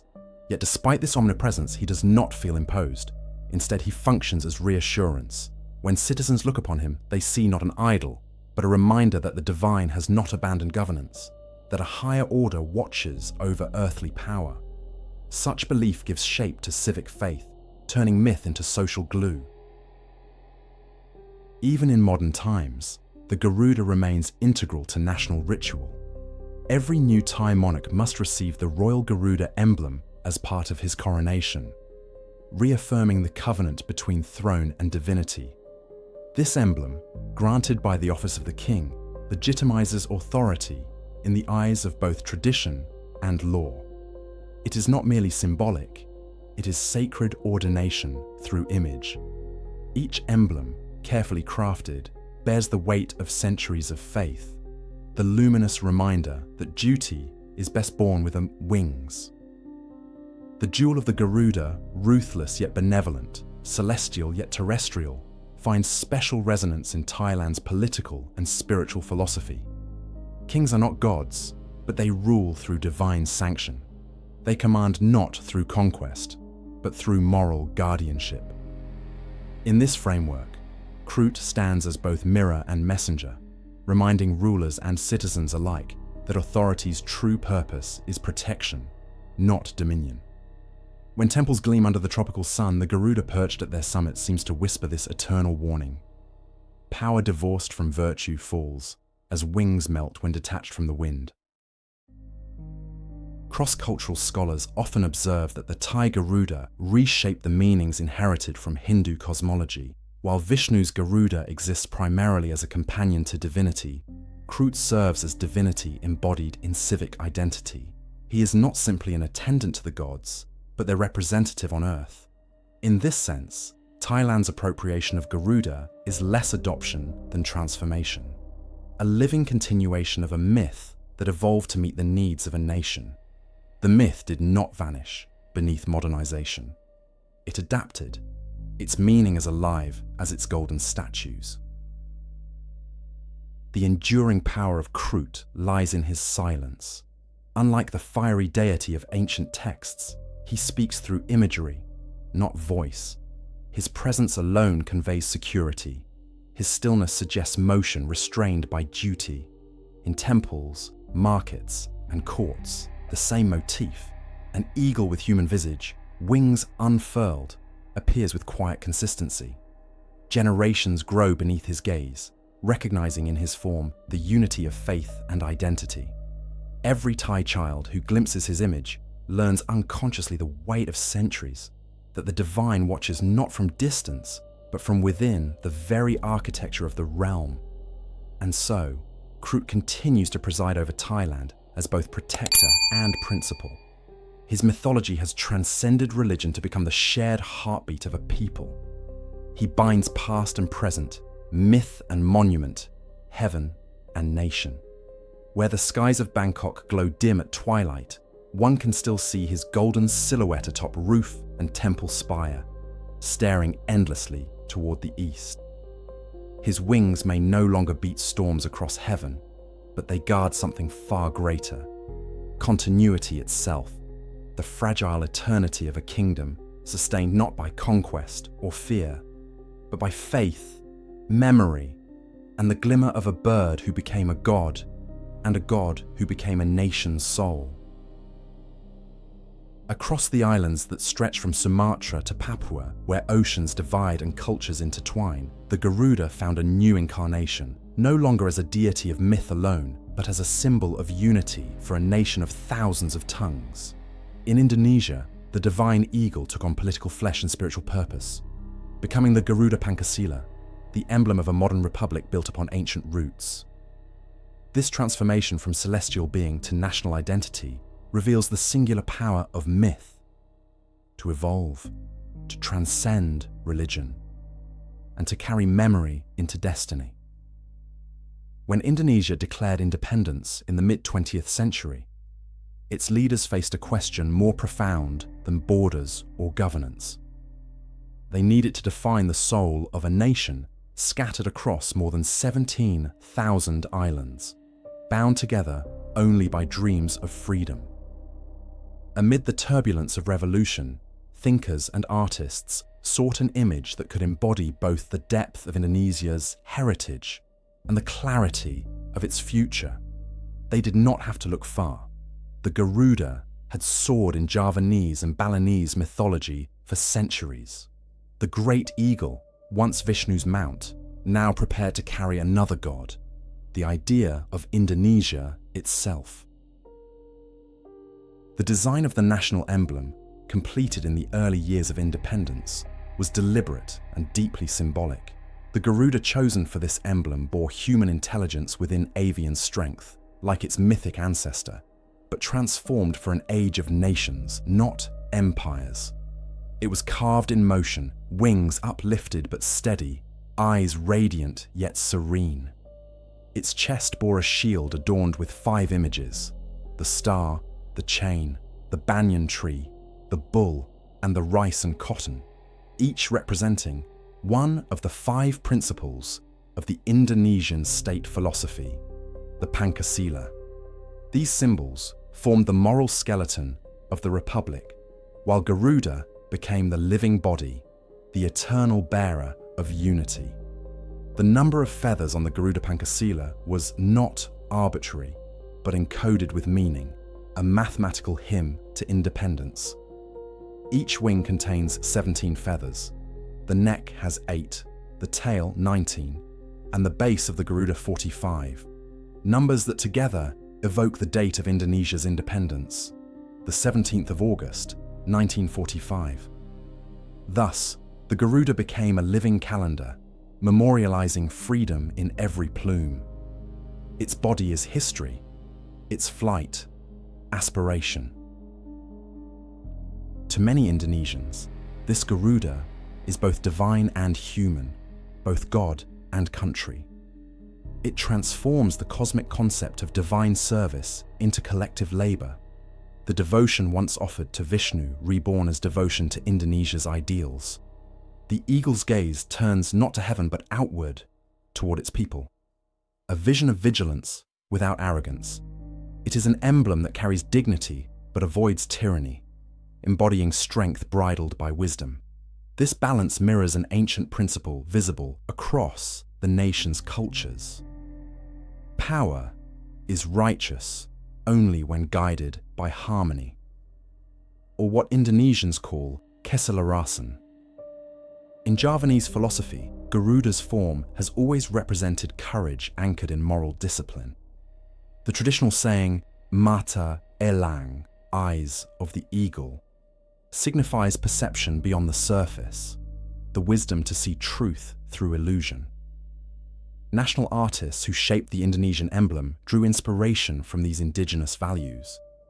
They imagined a bird not perched in conquest, but suspended in eternal readiness, its wings open in embrace of all who dwell beneath it. This Garuda does not attack, it protects, reminding citizens that strength should defend, not dominate. The shield upon the Garuda's chest defines the principles of Pancasila, each representing a pillar upon which the Republic rests. The golden star stands for belief in a divine power. The chain represents humanity and connection across generations. The tree symbolizes unity through diversity. The bull represents democracy guided by wisdom.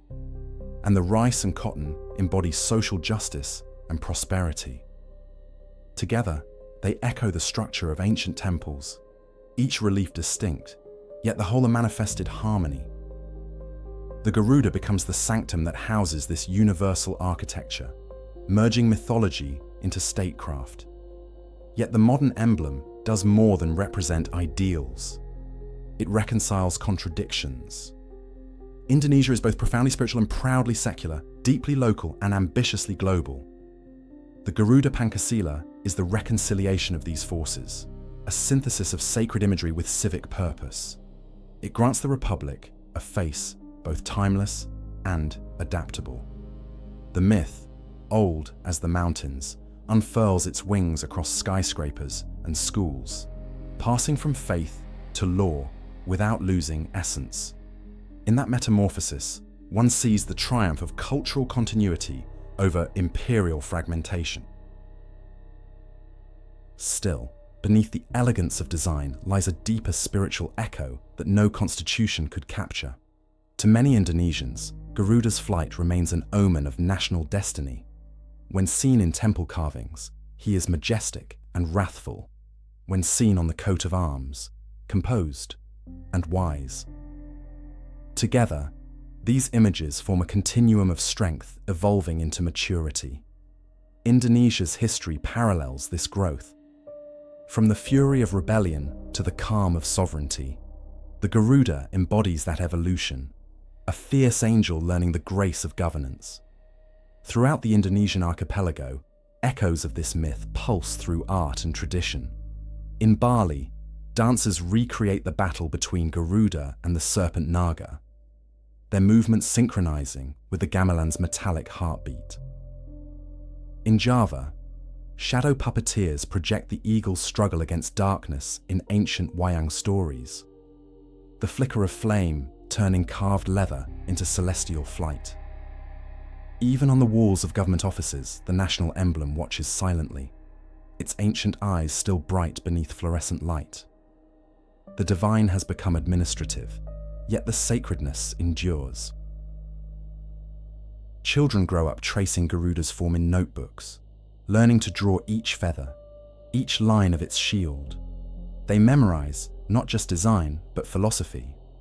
Their lessons teach that freedom means more than independence.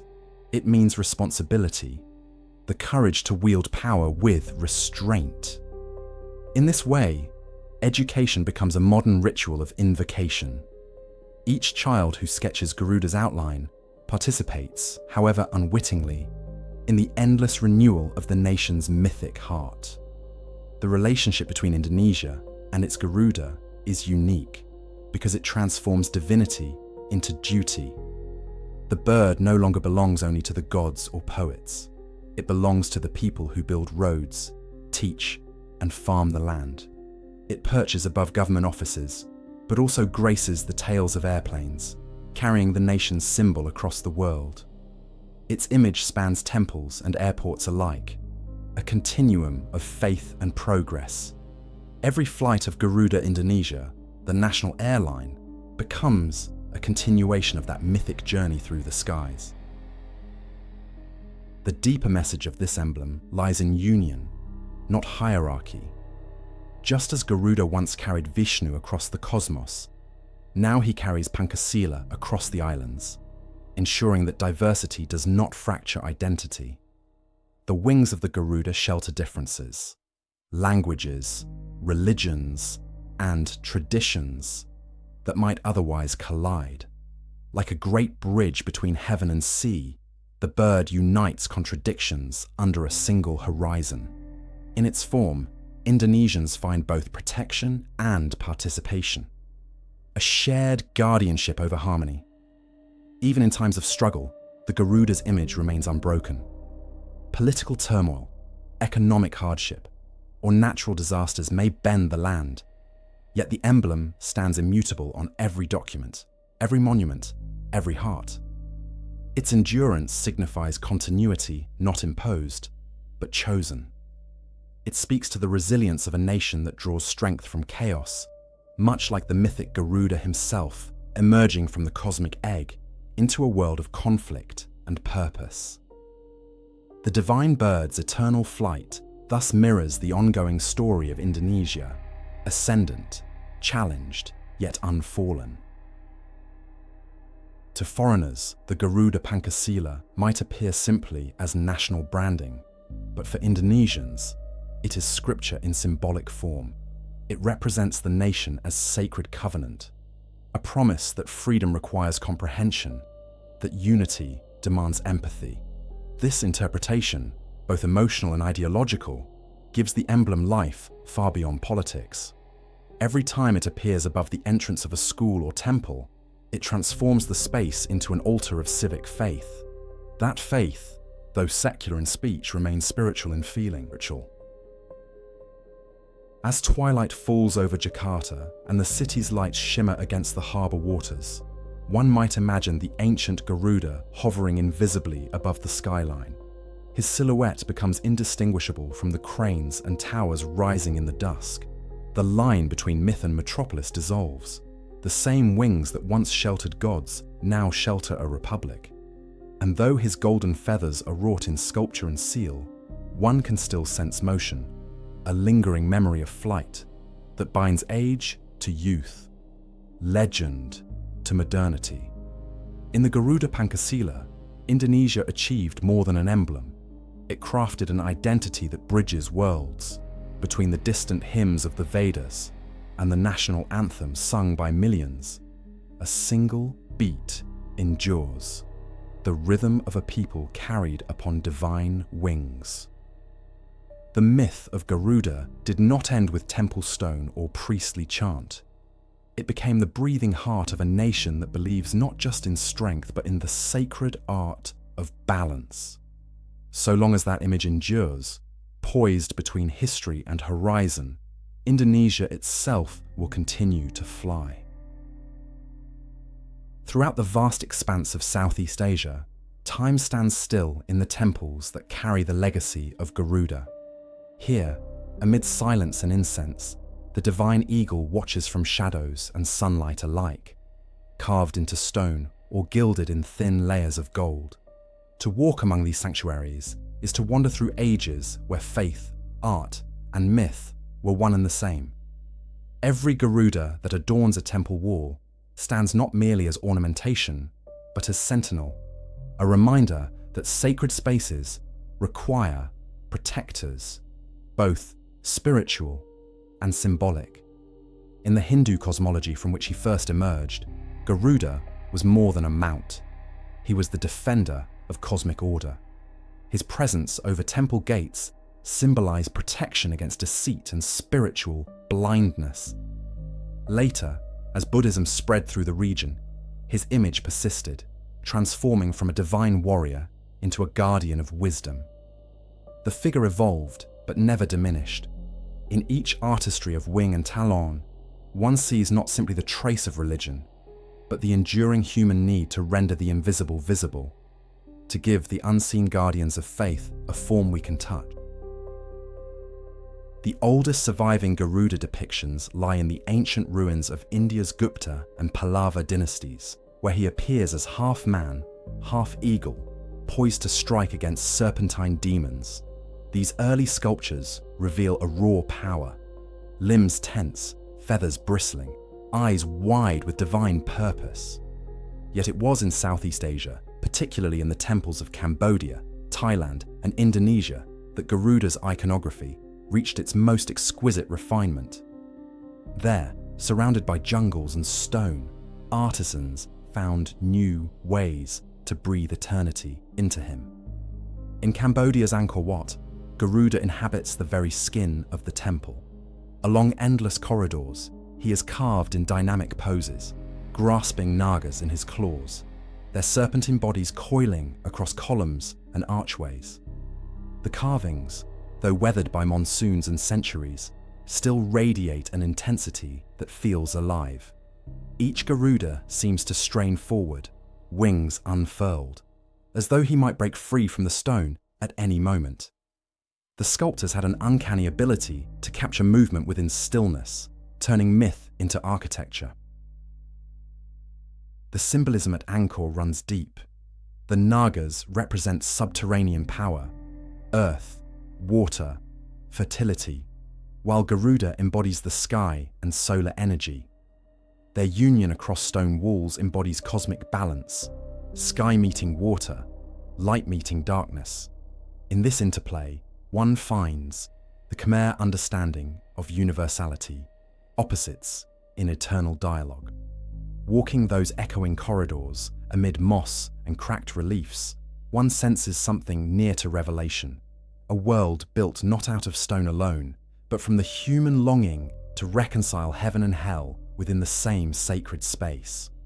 Farther east, in Thailand's golden temples, Garuda transforms into Krut, resplendent and radiant, embodying divinity through royal guardianship. At the Grand Palace in Bangkok, hundreds of Garudas line the outer walls of the Temple of the Emerald Buddha. Each is gilded in gold leaf, hands stretched outward, wings ready to lift the cosmos. Seen together, they form an unbroken line of brilliance, a celestial army frozen in eternal vigilance. In the shimmer of sunlight, their bodies seem to flicker like living flame, an architecture of devotion as dazzling as it is protective. Artists of the Thai court took Garuda's form and refined it with elegance, harmonizing his ferocity with grace. His face retains the beak and piercing eyes of the eagle, but his body adopts the suppleness and refinement of human form. This balance reflects Thailand's artistic philosophy. All divine forms must manifest beauty as an extension of order. The gold Garudas of the Grand Palace thus signify not mere force, but disciplined power, beauty that guards as it enthralls. In Indonesia, the divine eagle found yet another incarnation, neither wrathful nor regal, but monumental. The Garuda Vishnu statue in Bali, standing more than 100 meters tall, towers over the landscape as one of the largest sculptural embodiments of myth on Earth. Crafted in copper and brass, it depicts the god Vishnu riding upon Garuda, his serene hand raised in benediction. The statue's design took creative form over decades, survived political criticism, and now stands as a testament to devotion's persistence in the modern age. When the sun sets over Bali, the golden light catches the statue's contours, igniting both myth and sky into harmony. The sheer scale of the Garuda Vishnu invokes awe not for spectacle, but for continuity. It represents the living thread connecting past to present. The same myth that once adorned tiny amulets now rising as a colossus, visible from miles away. The materials may change, but the purpose endures, to remind humankind of loyalty, balance, and transcendence. Standing before this monumental sculpture, one experiences not idolatry, but communion, a silent acknowledgement that the divine, in whatever form, still deserves to be remembered. Lesser known, but equally sacred, are the wooden Garudas carved by local artisans in Indonesia's smaller temples. These figures are smaller in scale, but no less potent in meaning. Each bears unique regional characteristics. Sumatran Garudas often feature elongated beaks and intricate feather patterns, while Balinese versions blend Hindu symbolism with local folklore, depicting Garuda not only as protector, but also as negotiator between gods and spirits. These humble carvings whisper a truth that monumental statues sometimes forget: that divinity lives most vividly in the hands of the devoted. Even within Buddhist traditions, particularly in Myanmar and Laos, Garuda evolves yet again. He becomes Galen, a protector spirit, neither fully god nor demon. Villagers place miniature figures of Galen atop pagodas or hang them from altars, believing his presence drives away deceit and disease. In these interpretations, Garuda's essence shifts closer to the human, imperfect but noble, powerful yet bound to compassion. The ancient myth finds renewal not through dogma but through need, answering the timeless desire for guardianship in uncertain worlds. The material languages through which Garuda is expressed also tell their own story. Stone, wood, and metal each capture different aspects of his. Stone embodies his endurance, the unfading defender of sacred law. Wood expresses his adaptability, his closeness to the organic world. Gold and bronze, however, speak of transcendence, light rendered permanent. Each medium interprets the divine differently, reminding us that faith can be sung through many tongues, yet remain one song. Across centuries, these artistic renderings of Garuda share one unifying function: protection of sacred space. In the Hindu-Buddhist syncretic tradition that shaped much of Southeast Asia, temples were not merely houses of worship, but microcosms of the universe. Every carving and ornament held cosmic purpose. Garuda's presence symbolized the defense of that sacred order against corruption, both external and internal. He was not just guardian of stone, but guardian of consciousness, the unseen walls within each pilgrim's heart. Yet there is beauty in how artisans subtly humanize the divine. Beneath the stern gaze and golden aura, their Garudas often display compassion through gesture, a downturned beak suggesting humility, or softly folded wings indicating repose after duty. These details reveal an understanding rare in any mythology, that even the fiercest protector must also embody peace. Such artistic empathy turns symbols into teachings, blending aesthetic and moral brilliance into one timeless expression. For visitors who wander these ancient sanctuaries today, the experience is closer to transcendence than tourism. Standing before a Garuda sculpted 1,000 years ago, one feels the pulse of generations who looked upon him and found courage. Time melts away, and what remains is an unbroken gaze between mortal and myth. In that silence, the distinction between belief and being dissolves. The temple guardian continues his watch, not over relics, but over the fragile continuity of wonder itself. In every temple, from the weather-worn ruins of Angkor to the gold-clad shrines of Bangkok and the colossal sculpture of Bali, Garuda's purpose remains constant: to mediate between eternity and the frailty of humankind. His wings cast both shadow and light across sanctuaries that pulse with prayer. He reminds us that divinity needs witnesses, that myths survive only when we protect the spaces where they once breathed.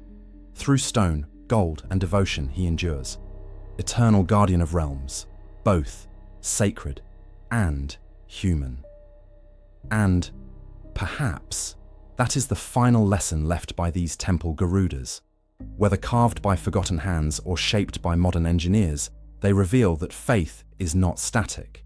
It is sculpted and reforged across time, like the wings of the divine eagle himself, sometimes rigid, sometimes radiant, but always rising. The guardian in gold and stone continues his silent flight, not through sky, but through centuries, reminding every soul who passes beneath his gaze that sacredness is not a relic, but a living flame. Translate. Across Asia's vast cultural geography, Garuda has never remained a single creature. He changes form and spirit with every border crossed, his feathers shifting to match the language and faith of each people who claim him. In this way, he escapes confinement both divine and political, becoming a reflection of humanity's own yearning for transcendence. To trace Garuda's metamorphosis is to follow the flight of an idea, the transformation of divinity as it adapts to new skies, new tongues, and new hearts. In India, Garuda remains closest to his Vedic origins. There, he is the unshakable companion of Vishnu, a symbol of loyalty elevated to cosmic scale. The epic Mahabharata describes him as the swiftest force in creation, the very wind upon which the gods themselves ride. Temples in Andhra Pradesh and Orissa still depict him kneeling before the deity, hands pressed together, not in servitude, but reverence. He is strength mastered by faith, fierce yet obedient, embodying the perfect alignment between power and morality. In Indian tradition, his gaze always turns upward, away from Earth's distractions and toward eternal truth. Translate. But when Garuda's myth crossed the Bay of Bengal and landed in the kingdoms of Southeast Asia, it began to transform. In these new lands, gods spoke different languages, and belief intertwined with older spirits of. In Thailand, he became Krut, the radiant defender of royal authority and protector of Buddhist Dharma. In Cambodia, he evolved into Karuna, the spiritual guardian whose strength was tempered by compassion. In Indonesia, he became the national emblem, carrying not Vishnu, but the ideals of independence upon his back. Though his names and roles changed, his essence remained constant. Liberation through duty, flight as freedom disciplined by purpose. Each transformation arose not from abandonment of origin, but from dialogue with local wisdom. The Garuda of Thailand, for instance, absorbed traits from indigenous guardian spirits and animist traditions. Local artisans softened his face, giving him gentleness without diminishing his vigor. His wings spread wider, his stance more human. In Buddhist interpretation, he ceased to be the slayer of serpents and instead became their tamer, a divine being who subdues anger through balance. Thai poets wrote of Krut as the wind that disperses deceit and the guardian whose wings shelter the moral law. Even in royal imagery, where he flanks kings and ministries, his presence radiates humility, as if to remind power of its sacred responsibility. Translate. In Cambodia's Angkorian temples, by contrast, Garuda bears a more heroic, warrior-like tone. There he is carved with serpents writhing in both talons, his body taut with celestial might. Yet Khmer inscriptions refer to him not merely as destroyer, but as the protector of the faithful, the preserver of sacred equilibrium. In these reliefs, one can trace how Buddhism merged with older Hindu imagery, creating a Garuda both wrathful and benevolent, a guardian against chaos, rather than a symbol of conquest. The sandstone figures seem almost alive, feathers curling with life even as centuries of rain have worn them smooth. Their presence feels less like myth and more like vigilance turned to stone. In Myanmar, the story shifted once more. Garuda became Galon, a regional spirit of protection and divine retribution. Here, animist traditions merged with Theravada Buddhism, and Galon took on aspects of morality tales. Burmese folklore celebrates the eternal feud between Galon and the Naga, retelling it as metaphor for enlightenment against ignorance. Temples display murals of Galon circling above the serpent's coils, not in annihilation, but in endless dance. The faithful interpret this struggle as the perpetual motion of karma, the balance necessary for spiritual progress. Thus, even in transformation, Galen serves the same cosmic function, guardian of balance and guide of souls. Translate. As the myth reached Laos, Garuda found a more approachable aspect. Called Kinnari in poetic comparison or Hong in localized myth, the eagle began to merge with qualities of grace and music, especially in theatre and dance. Lao dancers often depict Garuda not as fierce deity, but as a dignified spirit whose gestures resemble birds in flight. His story becomes embodiment of enlightenment through rhythm, flight rendered as meditation. Each temple dance reenacts the victory of wisdom over passion, serenity over violence. In these elegant movements, Garuda becomes less warrior and more teacher, whispering truths through motion rather than war. Meanwhile, in Bali and Java, Garuda assumed one of his most complex forms yet. Balinese Hinduism, steeped in ancestral worship and ritual harmony, reimagined him as Batara Garuda, both protector and mediator between gods and mortals. Here he carries Vishnu, but also carries prayers. He is mountain messenger, power and service unified. Local legends describe him descending into volcanic valleys to guard temples and shepherd lost spirits. Even modern Balinese dance preserves his defiant majesty, twisting limbs to mimic wings cutting through storm. This Garuda is neither purely celestial nor terrestrial. He belongs to volcanic earth and golden sky at once, very much a creature of a world shaped by fire and faith. Translate: the great diversity of Garuda's forms reveals something profound about Southeast Asia's theology. Divinity adapts, but sanctity endures. Each region reshapes the bird according to cultural needs without severing its spiritual lineage. The Cambodians magnified his power. The Thais refined his benevolence. The Burmese abstracted his struggle into moral philosophy. And the Indonesians transformed him into nationhood. Through all of these incarnations, the essential qualities, wisdom, loyalty, freedom, remain unaltered. It is as if humanity collectively agreed that the idea of Garuda was too essential to be confined to one faith alone. This adaptability demonstrates another truth about mythology. It is not bound by geography, but by meaning. When people across different kingdoms looked upward to the same sky, they found in the figure of the eagle something universal. The desire to rise above limitation, to break the coils of ignorance, and to serve something greater. These are yearnings not of one culture, but of all humankind. Each reinvention of Garuda thus becomes less a distortion and more a translation, a new dialect of a shared aspiration. Translate: there are also subtle contrasts that reveal the moral temperament of each society. In India, Garuda's discipline defines the hero. In Cambodia, valor fuels duty. In Thailand, faith refines strength. In Indonesia, unity redefines divinity. The bird may wear different masks, but every mask reveals the same face, the will to transcend base instinct through devotion. These variations testify not to fragmentation, but to the myth's vitality. Only living symbols can survive transformation. Art historians tracing Garuda's imagery note how each version carries the signature of its land. India favored sandstone and geometry, emphasizing continuity.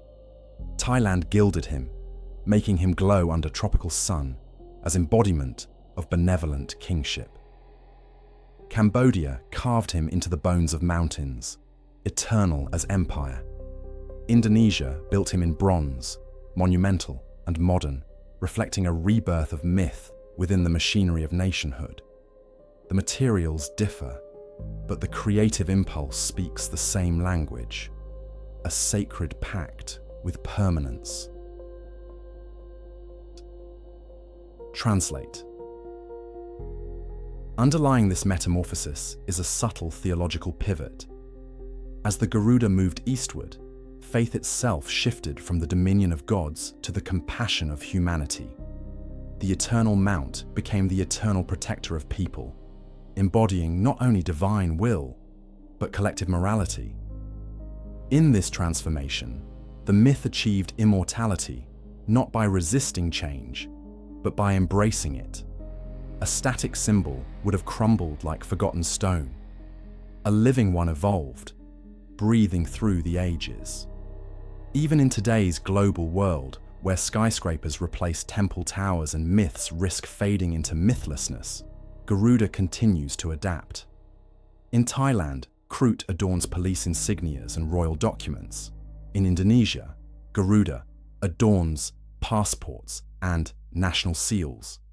In Cambodia, digital artists revive him in animated stories that blend legend with futurism. The divine bird has migrated to new altitudes, the virtual skies of imagination. Yet everywhere he appears, the purpose remains unchanged: protection, justice, harmony, and remembrance of sacred heritage. Translate. Standing before these differing depictions, whether golden, wooden, or digital, one realizes that Garuda's essence cannot be captured by any single vision. He is, in truth, a mirror of the civilization that imagines him. Where people seek dominion, he becomes a conqueror. Where they seek peace, he becomes a guide. And where they seek unity, he becomes a symbol larger than gods themselves. His transformations are therefore not marks of distortion, but signatures of evolution. To speak of Garuda's many forms is to speak of humanity's unending dialogue with the divine. The myth did not descend unchanged from heaven. It rose from earth, molded by hands that prayed, painted, and built. Across centuries and languages, this one bird became the shared horizon between cultures otherwise divided by ocean and faith. His flight reminds us that no truth is owned, no faith complete, no story ever final. And so, Garuda continues to soar across the plural skies of Asia, his feathers tinted by the sun of every land he visits. In one place, he defends kings. In another, he guards compassion. In yet another, he embodies freedom itself. One bird, many forms, each a fragment of the same infinite truth. His metamorphosis is not decline, but renewal, the evidence that divinity, when truly understood, will forever find new wings with which to rise. Myths that endure do not survive as static relics. They breathe, transform, and find new wings in the imagination of each generation. Garuda, whose first flight echoed through the hymns of the Vedas, has not retreated into the silence of ancient temples. He soars still across nations and decades, carried now in the pages of books, the insignias of armies, and the digital constellations of modern media. The divine eagle has become more than myth. He is memory in motion, a mirror through which the modern world reflects its oldest desires: protection, freedom, and transcendence. In the age of empires, Garuda's symbolism was confined to kings and sanctuaries. Today, his wings stretch across a republic of believers, artists, and citizens. His form has traveled from temple stone to paper currency, from bronze reliefs to airplane tails, from prayer to performance. Yet despite such transformations, the core of his meaning remains unchanged. A being that connects heaven and earth, spirit and action. Where ancient priests saw divine service, modern minds see integrity and strength. The eagle of the gods has become the conscience of nations. In Indonesia, the Garuda Pancasila stands as the emblem of collective identity.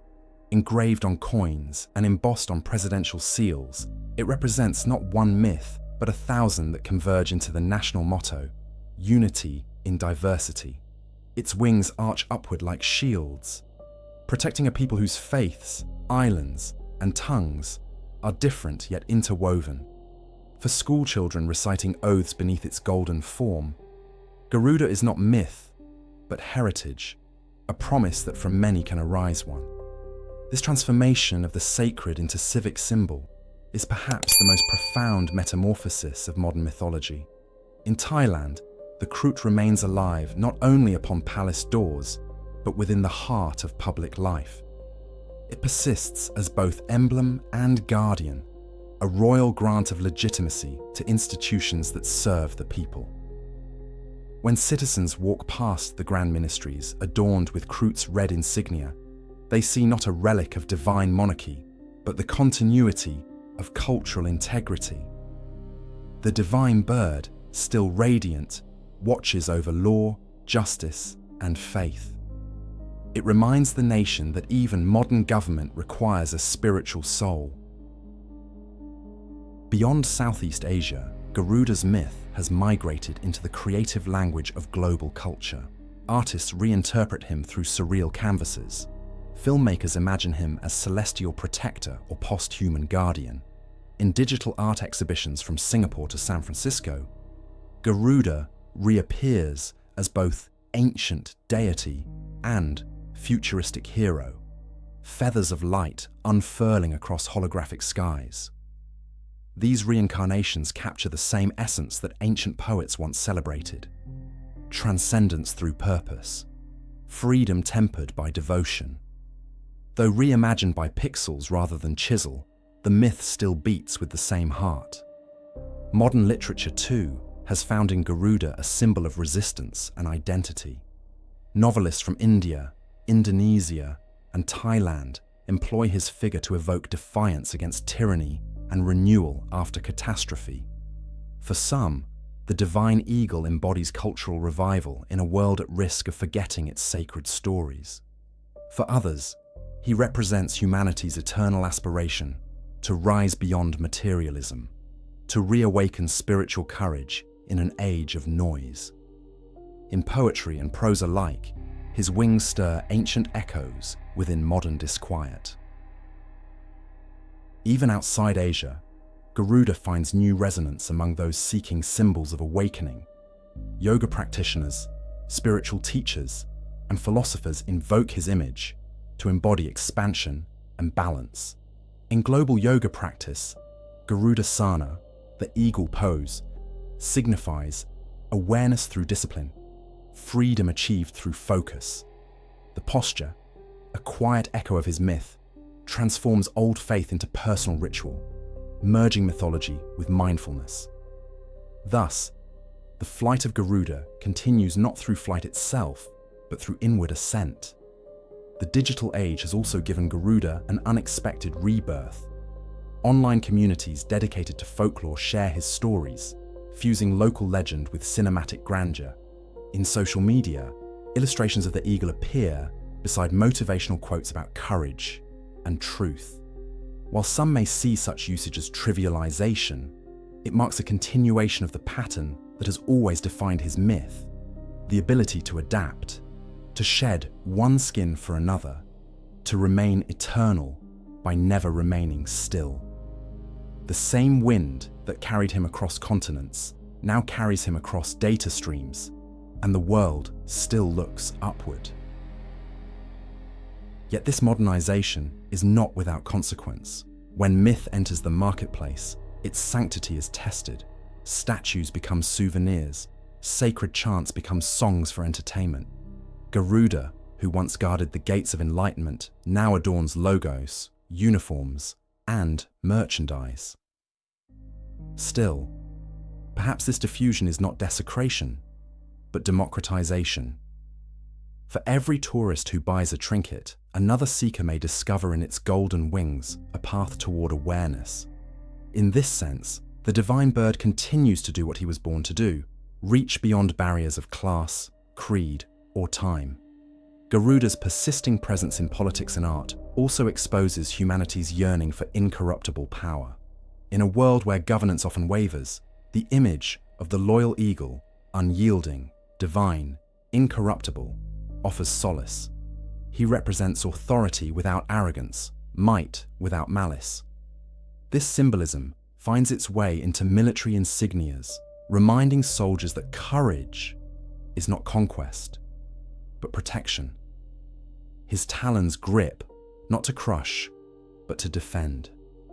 Even when nations forget their ideals, the Garuda above their banners whispers reminders of virtue. Urban landscapes have begun to integrate Garuda anew. In Jakarta, murals depict him rising through clouds of smoke, symbolizing hope against pollution and greed. In Bangkok, modern sculptures reinterpret Krut as environmental guardian, standing before temples as emblem of climate responsibility. Through these works, Garuda assumes relevance beyond theology.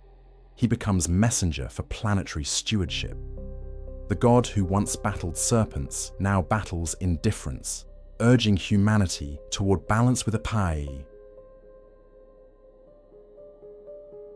Andash, another ancient principle reborn through modern conscience. This fusion of past and present reflects the myth's power to evolve alongside moral progress. Just as Garuda once sought immortal nectar to liberate his mother, modern humanity seeks knowledge, the new Amrita, to restore the planet and the soul. The eagle's journey across time parallels our own pursuit of redemption through understanding. Whether painted on a wall, carved in a monument, or animated in a screen, he remains teacher disguised as symbol. His silent wings remind us that salvation is an act of intent, not inheritance. In popular culture, Garuda often appears as warrior of light, battling demons or flying through cosmic storms. Yet such portrayals capture only part of his truth. The real Garuda, as myth reveals, does not destroy for pleasure. He purifies for balance. This subtlety, often lost in spectacle, continues to define the deeper message beneath every adaptation. Even in modern entertainment, he stands apart, a hero bound by ethics, a deity chained not by fear, but by compassion. In him, audiences glimpse the oldest confession of humankind, that strength alone is never enough. Contemporary philosophers and theologians regard Garuda as a bridge between spiritual traditions. His myth unites Hindu, Buddhist, and local animist interpretations into a coherent vision of harmony. He flies, in thought and in faith, beyond dogma. This boundaryless mirrors our interconnected age, where cultures blend and identities transcend origin. In this way, Garuda becomes a postmodern archetype, the symbol of synthesis, not separation. His relevance lies not in preserving one truth, but in revealing multiplicity as divine order. Educational institutions across Asia increasingly embrace Garuda as an ethical figure. Museums host exhibitions where ancient reliefs stand beside contemporary reinterpretations, encouraging dialogue between history and imagination. Students study him not as superstition but as cultural compass, learning that myths are not lies but living vessels of wisdom. Within classrooms and universities, the divine eagle has traded sky for scholarship, his lessons reshaped into values of integrity, resilience, and compassion. Thus, even within academia, his story ascends. Garuda's endurance across modern consciousness speaks to something primal within human identity. Civilizations may change languages, technologies, and governments, but their dreams seldom shift. The dream of rising above compromise, of protecting the innocent, of serving something greater than the self. These are eternal hungers. The eagle of myth simply names them. Each time art or faith resurrects his form, it confirms that these desires remain alive, unextinguished by centuries of progress. To see Garuda's shadow stretch into the 21st century is to witness the rebirth of meaning itself. He inhabits skyscrapers and ceremonies, pop culture and quiet prayer, politics and poetry alike. The old stories breathe again, proving that nothing truly divine ever dies. It simply changes garment. Garuda has worn many: the mantle of protector, the crown of king, the seal of republic, the tattoo of faith. Yet beneath them all, his mission stays unchanged: to lift humanity closer to heaven, not by wings of flesh, but by acts of courage. As evening settles over the modern world, the myth does not rest. Somewhere, a child sees Garuda on a flag or a book cover and asks who the eagle is. In the telling of that answer, the ancient cycle renews. Myth becomes memory. Memory becomes identity. And the flight begins once more. The divine bird continues his eternal circuit, not above us, but within us, reminding each generation that the true measure of flight is not how high one ascends, but how faithfully one carries the light that guides the way. Myths survive not because they are old, but because they continue to teach. Garuda's story, spanning thousands of years and countless interpretations, remains a living map of moral and spiritual insight. Beneath the feathers and legends lies a philosophy, a profound meditation on freedom, duty, balance, and transcendence. In the folds of his golden wings resides a wisdom older than kings, older than temples, and as fierce as the wind itself. From his first breath, Garuda embodied the tension between bondage and born into servitude, yet destined for eternity. He demonstrates that freedom is rarely the absence of chains, but the triumph of understanding over them. His rescue of Vinata from Kadru's curse mirrors humanity's continual struggle to free itself from ignorance, fear, and desire. Every act of defiance he performs against gods, serpents, or fate represents the assertion of conscience against command. In him, rebellion becomes sacred when tethered to love. His devotion to Vishnu transforms that rebellion into service, forging the bridge between independence and purpose. Garuda does not kneel because he must, but because he chooses to. His flight alongside the god is not an act of subordination, but of union, the realization that true autonomy exists only when aligned with harmony. Through this paradox, the myth reveals a truth applicable to civilizations and souls alike, that strength without humility dissolves into pride, and devotion without understanding becomes bondage. The imagery of Garuda's flight offers more than spectacle. It encapsulates the human pursuit of transcendence. To the Hindus, he soars beyond Earth's illusions. To Buddhists, he rises from the weight of desire. To modern seekers, he represents the spirit's capacity to overcome limitation. The act of flying has always signified freedom, but Garuda's flight adds dimension. It is ascent with purpose, motion under discipline. He reminds us that spiritual height matters only when guided by clarity of heart. Even his eternal conflict with the Nagas holds moral instruction beyond mythic rivalry. The Nagas, serpents of the underworld, represent attachment, secrecy, and desire. Garuda's hatred of them, once born of vengeance, transforms into guardianship of balance. In defeating them, he does not annihilate their essence but restores symmetry to creation. Thus, the battle becomes internalized, the conflict between lower and higher will, ignorance, and illumination. His triumph teaches that enlightenment is not the destruction of darkness, but the revelation that light was always there. Garuda's virtues, courage, wisdom, loyalty, intertwine like feathers in his vast wingspan. Courage, because he dares to challenge gods. Wisdom, because he recognizes when to yield to the divine order. Loyalty, because even in rebellion, he acts from love. Together, these traits form an ethical trinity, a moral framework that Asia's cultures have drawn upon for millennia. Statues and scriptures alike echo the same principle. The loftiest power is that which guards, not that which conquers. Freedom, in Garuda's myth, is not an end, but a responsibility. When he wins his mother's freedom, he immediately dedicates his life to service. In this gesture lies the essence of Dharma. Duty, embraced not as obligation, but as destiny. Modern readers might see in this the universal struggle between individual will and collective good. Garuda's life answers that struggle without words. Freedom, divorced from purpose, becomes emptiness, while duty anchored in love transforms into.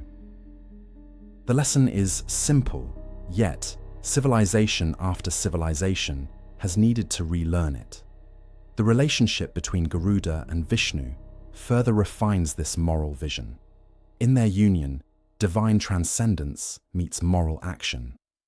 Vishnu preserves world order through wisdom and patience. Garuda executes that order through speed and vigor. The god provides direction. The bird provides motion. This balance reflects the fate of every society, the marriage of thought and deed, contemplation and courage. The myth thus extends from theology to governance, teaching that no authority endures unless guided by grace. Garuda also embodies the reconciliation of opposites within the self. His human torso symbolizes consciousness, while his avian form represents instinct and freedom. Within him coexist intellect and wildness, rationality and intuition. This duality, rather than contradiction, defines completeness. It whispers an ancient truth. The path to harmony lies not in denying one's, but in elevating it. Each of his wing beats is a reminder that transcendence depends on integration, not escape. The symbol of flight, so central to Garuda's identity, carries layered meaning. Outwardly, it is mastery of air and space. Inwardly, it represents expansion of awareness. Every temple depiction of him mid-flight invites reflection. What does it mean to rise while remaining grounded in virtue? The heavens toward which he soars are not distant places, but inner states of clarity. To emulate Garuda is to learn how to ascend without losing sight of compassion. His endless opposition to venom, the serpent's hallmark, suggests yet another timeless lesson. Venom in myth translates to corruption in the human heart, greed, rage, ignorance. By defeating it, Garuda becomes purifier, consuming poison through courage and turning it into light. The image parallels our moral evolution. Transformation, not avoidance, is the essence of growth. The divine eagle does not flee the storm, he masters it. He teaches that strength does not lie in fleeing darkness, but in flying through it unscathed. The cultures that adopted Garuda each highlight a different aspect of his wisdom. In Thailand, Krut teaches righteous governance. In Indonesia, he symbolizes unity through diversity. In Cambodia, he personifies discipline protection. And in India, he stands as eternal devotee. Together, these interpretations form a tapestry of moral insight. Power must serve peace, faith must honor freedom, and spirit must remain vigilant. Across all these lands, Garuda persists as philosophical North Star, the timeless reminder that divinity resides in integrity. What makes his myth exceptional is its refusal to stagnate. Every era rediscovers him anew as savior, leader, guardian, or guide. And through that rediscovery, the myth itself evolves into wisdom literature for humanity. Ancient scriptures once described his feathers as gold, but time has proven them to be mirrors instead. Each culture sees its own virtues and fears reflected there. For modern minds seeking meaning in chaos, Garuda offers more than legend. He offers blueprint. His wings are not escape, but invitation, an open path toward understanding oneself and one's world. The paradox of Garuda's faith is striking. He worships the order he could easily overthrow. His strength rivals God's, yet he chooses servitude. His flight surpasses all creation, yet he returns willingly. This voluntary restraint defines true divinity in every cultural retelling. It proclaims that moral strength is greater than physical might. To wield power and abstain from cruelty That is Garuda's central teaching, and perhaps the hardest lesson for any age to uphold. Through centuries of art, literature, and ritual, Garuda's symbolism has come to represent the very architecture of morality. He is the tension in every heart between desire and discipline, freedom and fate. When societies invoke him in emblems or prayers, they unconsciously reaffirm an older vow to protect what is just, to rise when darkness thickens, and to remember the sanctity of duty. The myth becomes less about flight and more about fidelity, less about victory and more about vigilance. Even in the modern world, his wings still stir metaphors in politics and personal life alike. The leader who serves with compassion follows his path. The artist who creates from truth embodies his flight. The citizen who defends justice renews his oath. In every realm where integrity struggles against corruption, one can sense the shadow of Garuda lifting above turmoil. The ancient symbol has not dimmed, it has adapted, circling silently over the moral landscapes of modernity. Ultimately, Garuda teaches that enlightenment is not solitude, but communion. His story culminates not in ascension alone, but in symbiosis, with Vishnu, with the cosmos, with humankind itself. The divine bird's greatest virtue is connection. Between realms, between opposites, between moments of despair and glimpses of eternity. His perpetual flight signifies that understanding cannot rest. It must remain in motion. For every time wisdom turns still, ignorance takes its place. The wisdom of Garuda, distilled across millennia, reminds us that our highest calling is not to escape human frailty, but to redeem it. Freedom is sacred only when shared. Strength is divine only when gentle. Devotion is true only when self-aware. When he spreads his wings across temple walls, or rises in the minds of believers, Garuda carries not merely light, but lesson. His golden form teaches that destiny is chosen, not given, and that to rise is to serve, always, endlessly, with purpose radiant as dawn itself. Translate.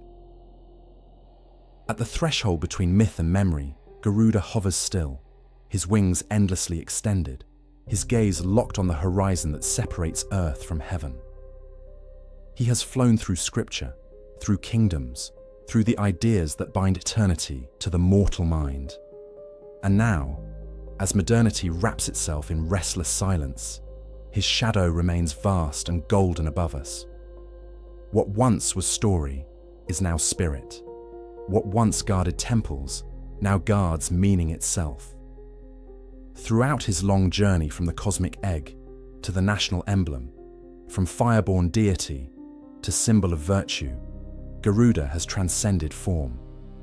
He belongs not to any religion or crown, but to the human imagination that refuses to forget him. Every age remakes him in its own likeness. The ancient saw him as salvation, kings as legitimacy, nations as identity, and seekers as the embodiment of inner ascent. He is not confined to heaven, nor does he dwell fully among mortals. Instead, he flies perpetually between them, a messenger not of one truth, but of all truth renewed. Translate. The flight of Garuda is more than divine motion. It is a metaphor for the eternal conversation between spirit and matter. His wings cleave the space where opposites meet. Light and shadow, discipline and freedom, creation and dissolution. To watch him soar in art or memory is to witness the unending attempt to reconcile contradiction. He is both storm and stillness, servant and sovereign, fire and silence. That impossible union defines his divinity, and perhaps our own quest for harmony amid chaos. For those who have stood before his image, carved in stone, painted in gold, or mirrored in the mind, Garuda awakens something ancient within. The recognition that transcendence is not flight from the world, but illumination through a it. His wings are not escape, but comprehension. In lifting Vishnu through the skies, Garuda does not abandon the earth. He carries it symbolically toward eternity. He reveals that holiness is not separation, but connection, between the realm of gods and the realm of beings, between heaven's promise and the scars of reality. Translate: the civilizations that kept his image alive all understood this truth in their own ways. In Thai palaces, golden Garudas gleaming on royal walls reflect authority guided by justice. In Indonesia, the nation's Garuda Pancasila unites diversity beneath shared ideals. In India's temples, Garuda stands as the vigilant devotee, and in Cambodia's reliefs, he embodies strength controlled by purpose. If one walks through these lands, tracing his symbols through centuries, the lesson becomes evident. The same bird that spans the heavens also anchors nations to the moral soil beneath their feet. Myth, in its purest sense, is not history, but continuity. Garuda's endurance through millennia proves how myth functions as the language of the soul, eternal, adaptable, unbroken. He survives because he does not demand worship. He invites reflection. To contemplate him is to face the paradox of existence, that light requires darkness to define it, that strength must kneel before compassion to remain pure. The spaces between his feathers are the pauses between worlds, where contradictions find resolution in motion. Through him, we remember that morality is not static structure, but living flight. Translate. In every retelling, Garuda's allegiance to Vishnu serves as both mythic symbol and moral lesson. That service to truth transcends hierarchy. He could have ruled alone, yet chose partnership, understanding that purpose is the highest throne. This act is not subservience, but sovereignty of soul. The being who could defy gods bends instead to wisdom, demonstrating that enlightenment is not the victory of power, but the surrender to understanding. In his willing devotion, pride finds refinement, and creation finds its guardian. The eternal conflict between Garuda and the Nagas echoes the endless dualities of our world: air and water, intellect and instinct, freedom and temptation. They do not destroy one another, but perpetually define the balance that sustains reality. Their struggle, far from a fable of warfare, reveals that existence thrives on tension. Without it, there would be no growth, no motion, no renewal. Garuda teaches us that peace is not absence of conflict, but mastery of it, a serene flight through winds that never cease. Translate. Across faiths, Garuda emerges as the archetype of righteous freedom. The Buddhists revere him as protector of Dharma, the principle that maintains harmony. The Hindus praise him as symbol of transcendence over illusion. For animist traditions of the region, he represents the living spirit of wind and vitality. Everywhere he appears, he signifies the act of elevation, the refusal to crawl when one can soar, the affirmation that dignity is found not in station, but in integrity of flight. Artists for centuries have tried to capture the magnitude of that message. In gold leaf murals and temple mosaics, in ink sketches and colossal statues, Garuda's wings never truly touch the ground. They hover, gleam, and suggest eternity in suspension. Through these creations, artisans of ages declared a common creed, that art's purpose is not imitation, but invocation. Every depiction of Garuda, however still, contains movement, the suggestion that faith itself is always half airborne. Translate. In the quiet chambers of philosophy, Garuda's myth serves as mirror to the human mind. His body, half man, half eagle, embodies the divided of all consciousness. The human half strives for heaven. The avian half remembers the earth. Between them stretches the invisible thread of longing. When they work together, balance is achieved. When they fight, chaos reigns. The myth thus becomes psychological allegory, the necessity of reconciliation between intellect and instinct, reason and desire, ambition and humility. If Garuda's physical flight connects heavens, his moral flight connects generations. Each culture that speaks his name adds a new feather to his infinite span, each telling an extension of the same light. The monks who prayed before his effigies, the kings who sealed decrees with his image, the modern citizens who wear him upon emblems, all participate in his continuum. He belongs to those who look upward, who in seeking hope find purpose. Through them, the divine bird never lands. Translate. The modern world, fragmented yet awakening, needs Garuda more than ever. Not as object of faith, but as metaphor. He reminds the restless age that freedom without wisdom collapses into chaos, and wisdom without courage fades into inertia. His wings, golden yet scarred by the fires of time, embody resilience. The world may be bound by gravity, but the human soul, like Garuda, was never meant to remain grounded. To dream is to remember that somewhere the sky is always open. To those who walk among ruins and cities where his image endures, Garuda whispers a quiet invitation. Rise, not beyond one another, but together. His story urges a reconciliation between worlds, between and spirit, progress and reverence, modernity and myth. He does not demand belief, he challenges perception. For every era that thinks itself beyond the need for stories, the eagle's shadow returns, reminding us that imagination is civilization's first and final faith. Translate.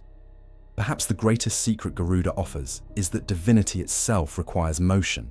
Gods who remain still become idols. Ideas that do not evolve become prisons.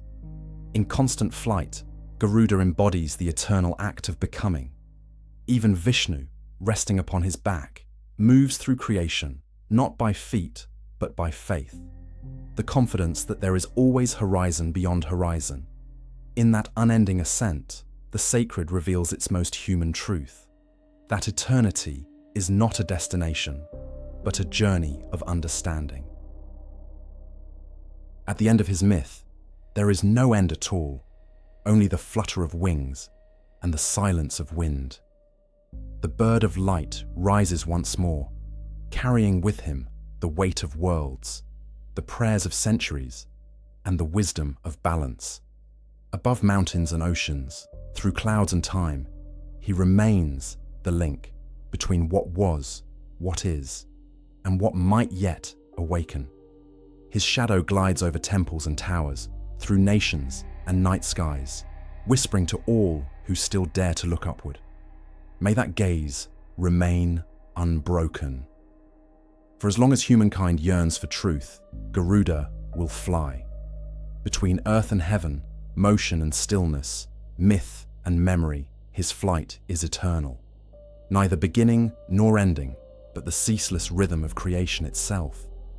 And as his wings vanish into the distance, their echo lingers, a call to remember that we too were born with the impulse to rise not away from the world, but toward its meaning, luminous and infinite as dawn.